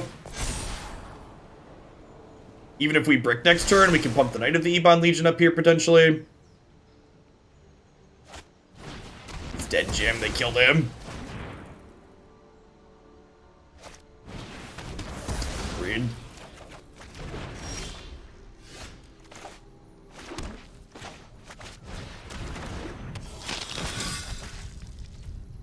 Yeah, Thoughtseize these, opponent.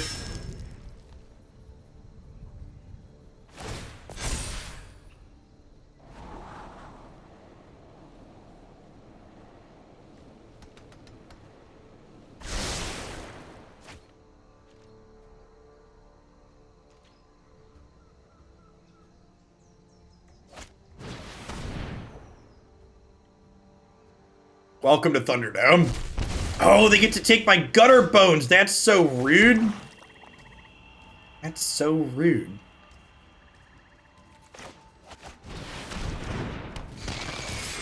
I liked my Gutterbones.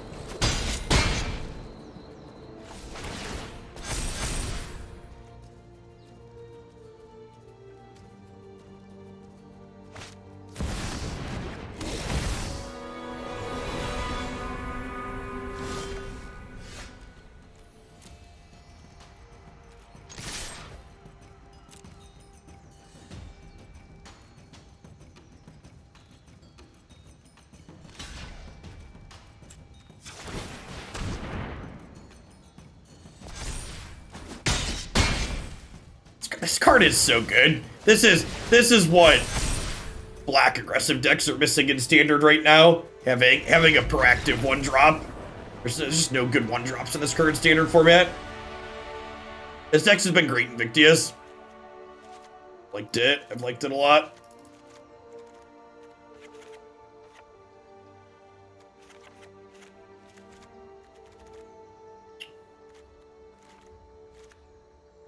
So discard spells, Despark, Gonti. From one of each of these. The combo's not super likely to happen here, I don't think.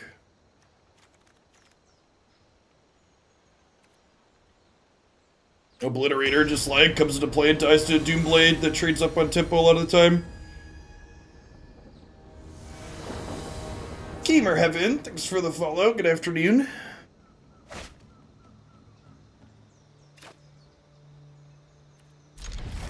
No, it's a change we made while we were playing Invictus.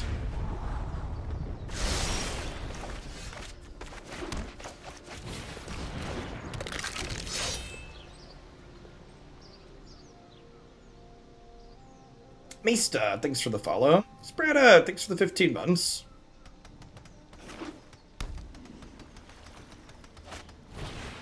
What's it like having adult politicians these days? It's so weird. Texas didn't vote for Biden, and he still approved federal aid when they needed something. Instead of denying it for the first time and waiting for their politicians to, like, say nice things about him. It's just the strangest occurrence. Hey, IO, thanks for the follow. Welcome to the channel.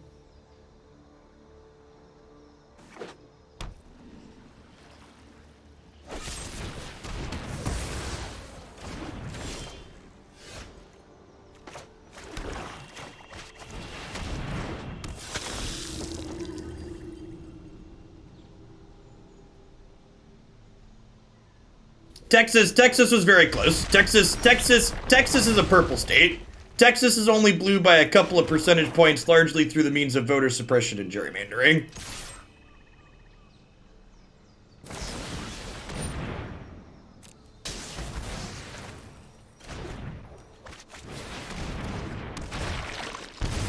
Most red states are voter suppressed states. Texas especially, though, ranks like, I think it's like bottom 10 for voter turnout in the country.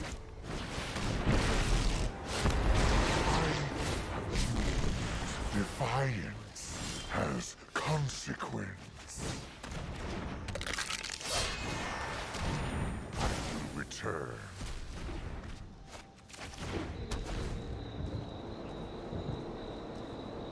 The fact that we haven't drawn a castle yet this game feels real bad. This Twitch stream was pre-recorded in front of a live audience. Thanks for dropping in today.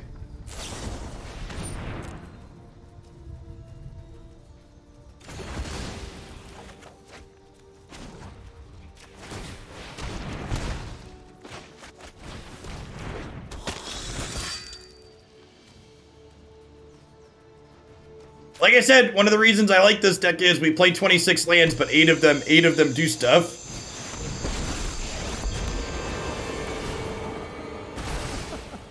How badly did you miss that? We're so good at this game, chat. Don't try to follow. I think I would rather draw a card than do this turn. It's close though. Yeah, I think we draw.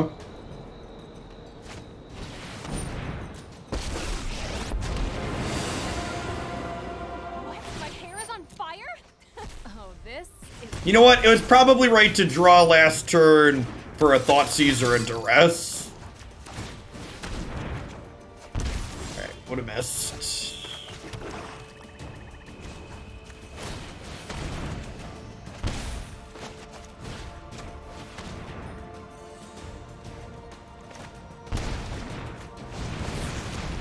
Am I dead? No, this is only 7.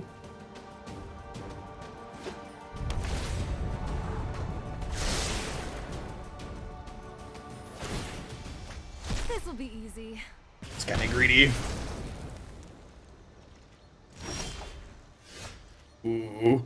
Ooh, this card's so good! It has no right to be as good as it is, chat. 1 nickel bolas, please.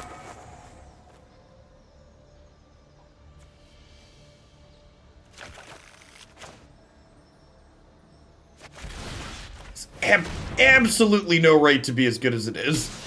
If you've not played with Gonti, however good you think this card is, it's much better. Much better. Also, can we pour it out for my boy Castle Locthwain here? Yup. I knew you needed my help. Alright, one good draw deserves another, I suppose. We are drawing 2 a turn though. I guess they're drawing 2 a turn too.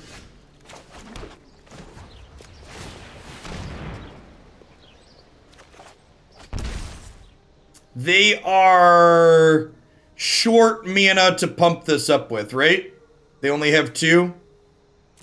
So we get to smack Chandra for here. I played a lot of Elder Scrolls 3 back in the day too. Thanks for the prime. Come to the channel.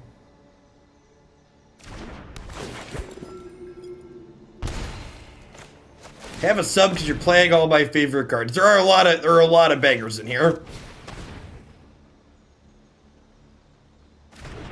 Well, I'm gonna be done in less than an hour, Bretta. So if you want to procrastinate here, I won't keep you super long.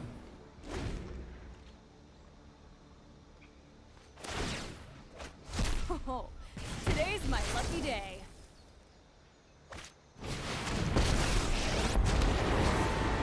Lot of good choices here for them. I have constant aspiration. Yeah, I guess Gonti makes the most sense.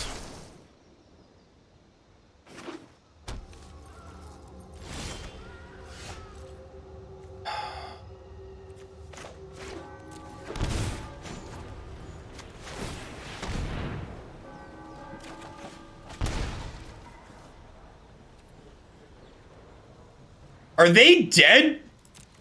This is lethal, right? I'm pretty sure they're dead.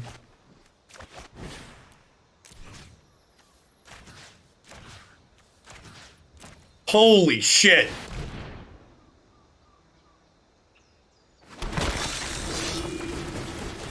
Yeah, they're dead. Like, by a lot.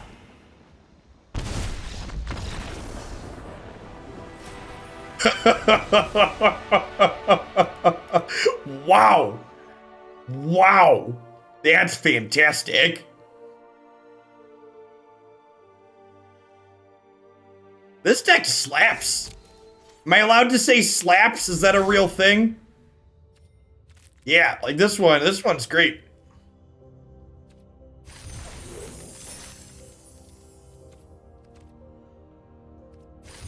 Pretty sure I have full sets of the rest of these, so I shouldn't buy them. I guess they're 500 booster. I might not have a full set of this one. I definitely have full sets of these. Yeah, this is definitely one we're gonna play more of. All of the historic decks that end up good, we're gonna get back to again for sure.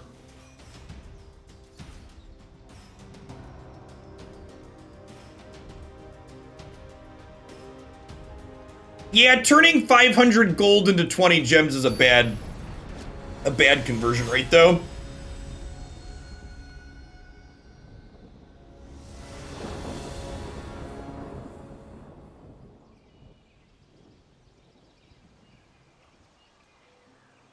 I guess it gives me 1/6 of a rare wild card and 3/18 of a, what's it called? Luris of the Dream Den. Okay. I'm gonna get Rogue tier. Rogues could go either way. We've got a lot of cheap interaction and discard spells.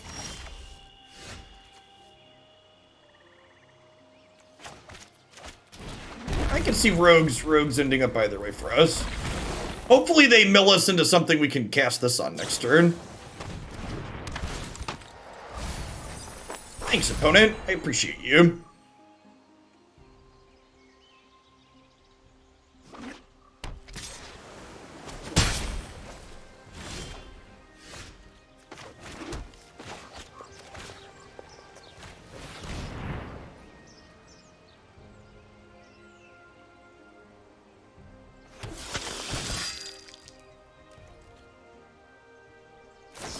In a fantasy world where our opponent has no removal spells or counter spells and just threats, we get to kill them on 5, right?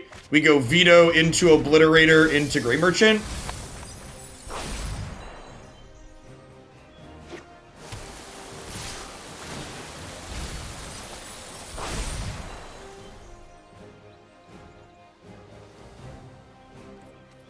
That is historic staple Slitherblade.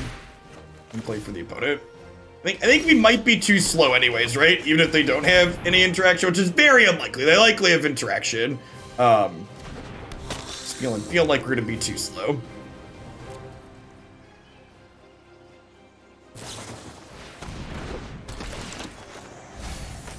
Yeah, we're super dead.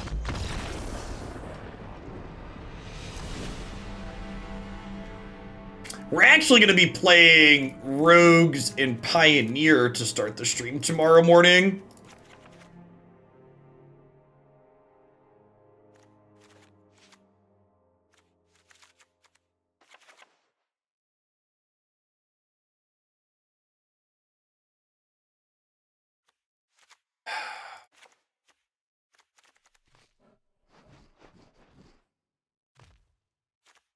Feel like I just want to drag the curve down.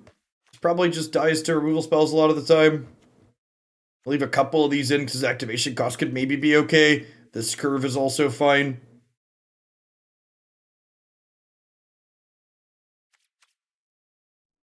I wouldn't be surprised if this matchup is bad. Our deck's not super aggressive. Rogues tends to be really bad against aggressive decks. Our deck's more mid-rangey. Rogues tends to devour mid-range and control decks. Just don't care about our card advantage and stuff. So, this is a sweet setup. I get to go Knight on 1 into Knight, bolt myself, Thoughtseize, trigger both Knights of the Ebon Legion on 2.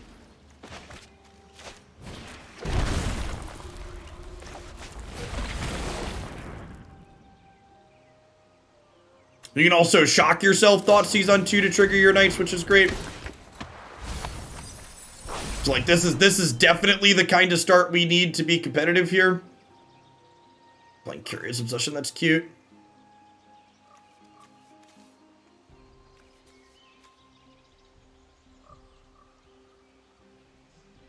I could just take Lofty Denial, right? Do I don't know. I don't know that we care about any of these cards, right? Is it this one? This one lets them race us the hardest?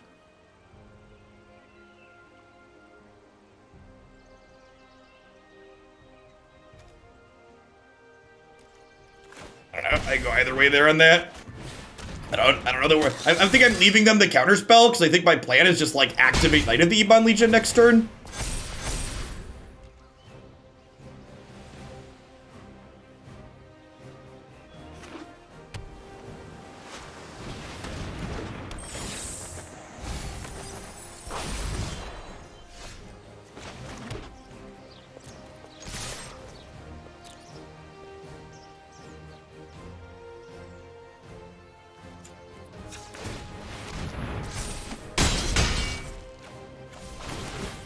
Yeah, I think the 1-drops murder them is the plan here.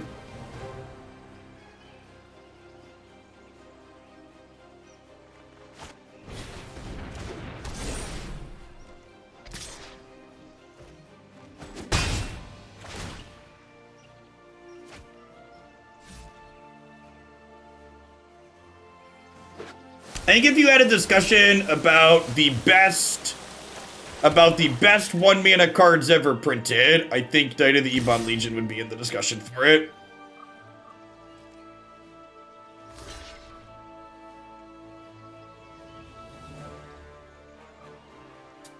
Do I pump this one now? I wasn't going to pump. I was going to play Gonti in case they had a removal spell. But I think with that block, I'm supposed to pump.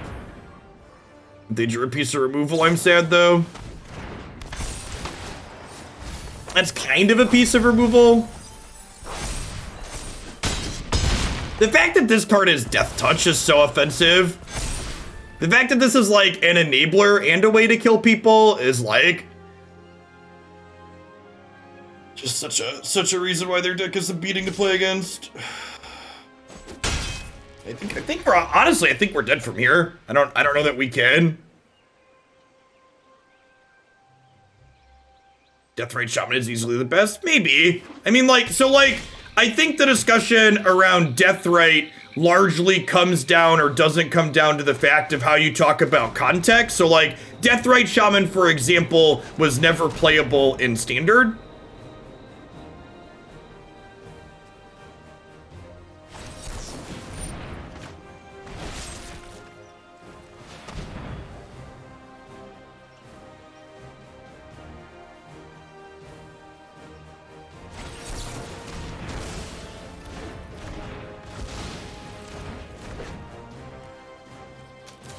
Well, shit.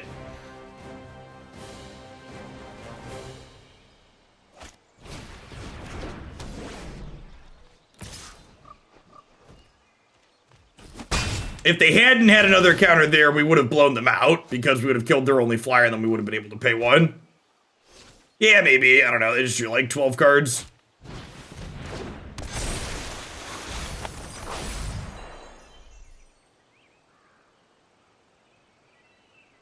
Yes, exile my Gutterbones. Do it.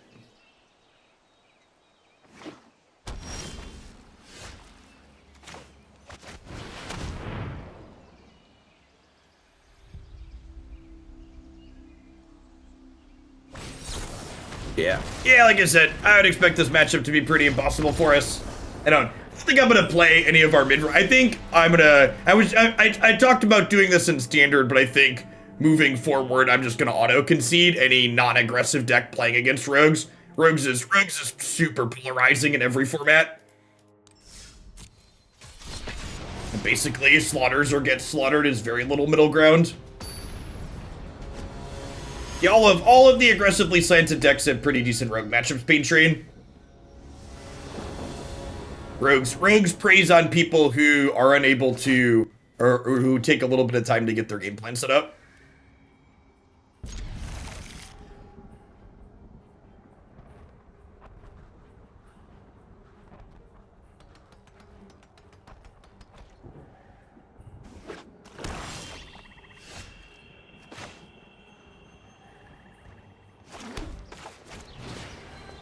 I think I'm leading on this. I think there's a good chance if I lead on Knight, it just dies.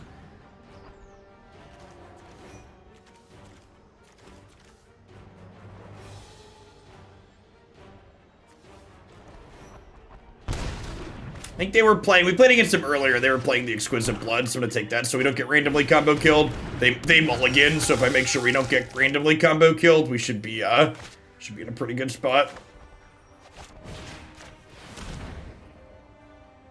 Rats. And again, this is why Thoughtseize boards out in this matchup. My sequencing might be bad here. It might be better to just play these instead of putting a counter on here. They're playing mono black vampires. We played against them earlier.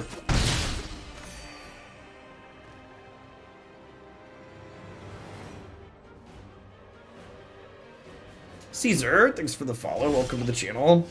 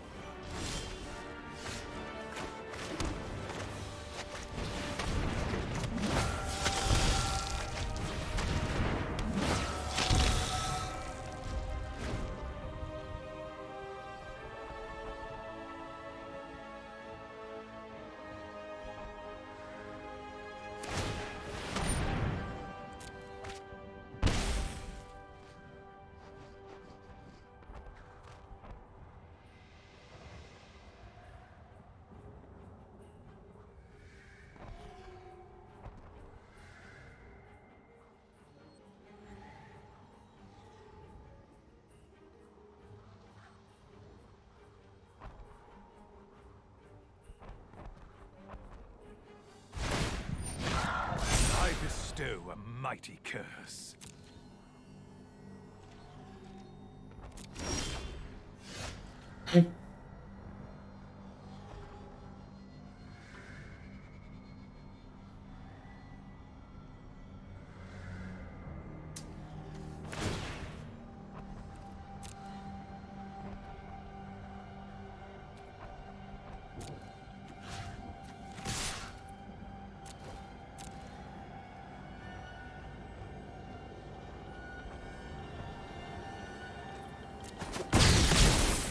I cannot be killed. One of these looking for a land, I think.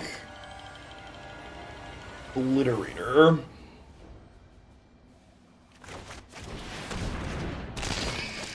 There's a good chance they have a removal spell here with all these cards in their hand. It might be wrong to run the Obliterator out in this instance while we don't have Ayara up to sacrifice it, because their deck tends to play 4 Murderous Rider.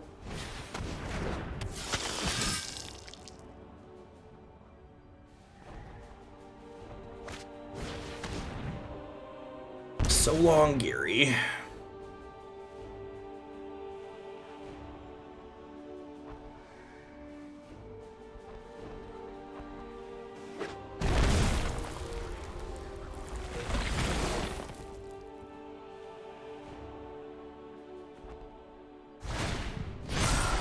This is but a taste of my power.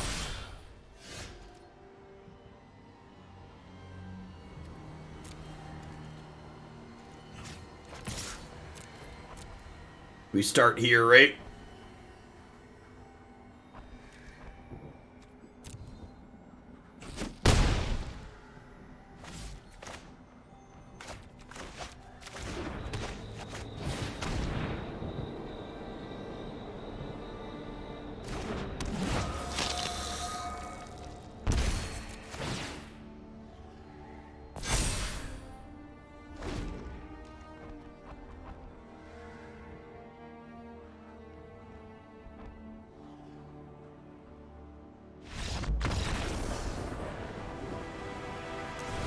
Alright, so again, I want to trim my discard spells so we have more things that play to the board here. Heartless Act seems good. Murderous Rider seems good. Would I rather have Obliterator or the Vito combo here? I feel like I'd rather have Vito. I feel like there's a good chance my opponent can kill this a lot of the time. They're probably going to have more removal post board as well. Is a Despark matchup? Probably not. Trim a Revival.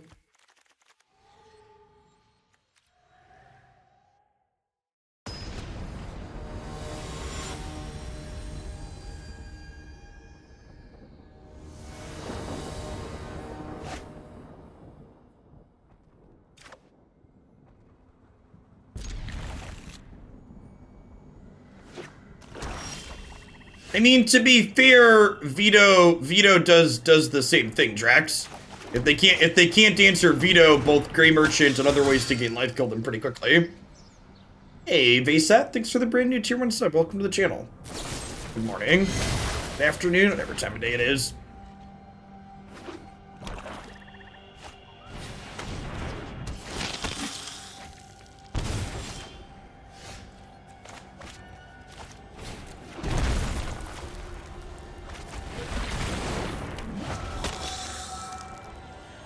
Next turn, probably go like Revival plus Gutterbones. If they have a Sorin, we'll probably see him throw Dusk Legion at our thing.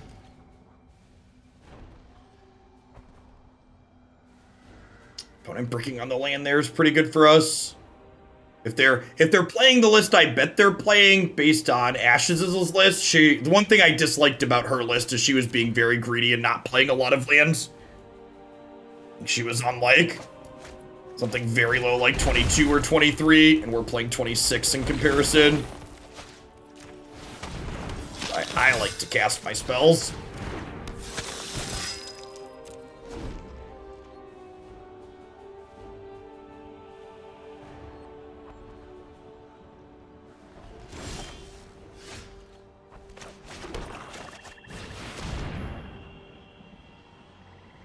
Play more lands, people. In the world of bolt lands and creature lands and castles, like you can afford to play more lands. This can't play a land, right? This only lets you cast it. Look at it. You may cast that card, yeah.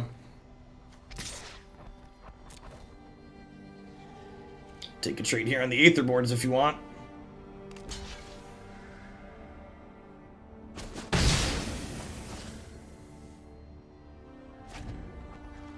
Listen, if you're happy with 13, more power to you.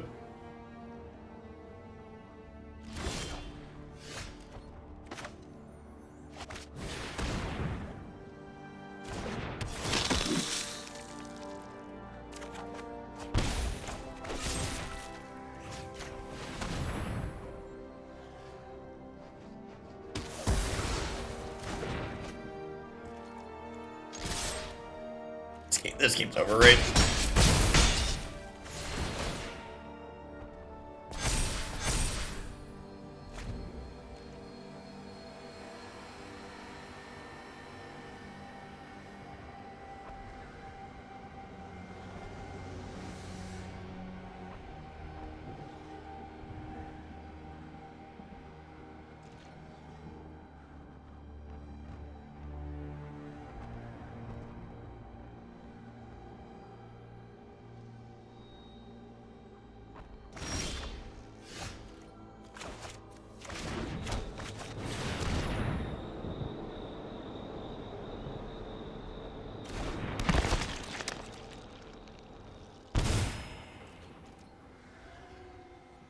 Hey, yeah, Bant was sweet. We're definitely gonna get back to Bant either tomorrow or next week. I think I've got decks picked out for tomorrow already.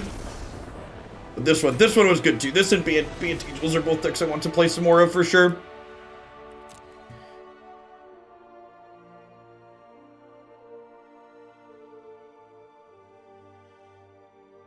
Come on, Arena. I really like where we ended up at on this deck.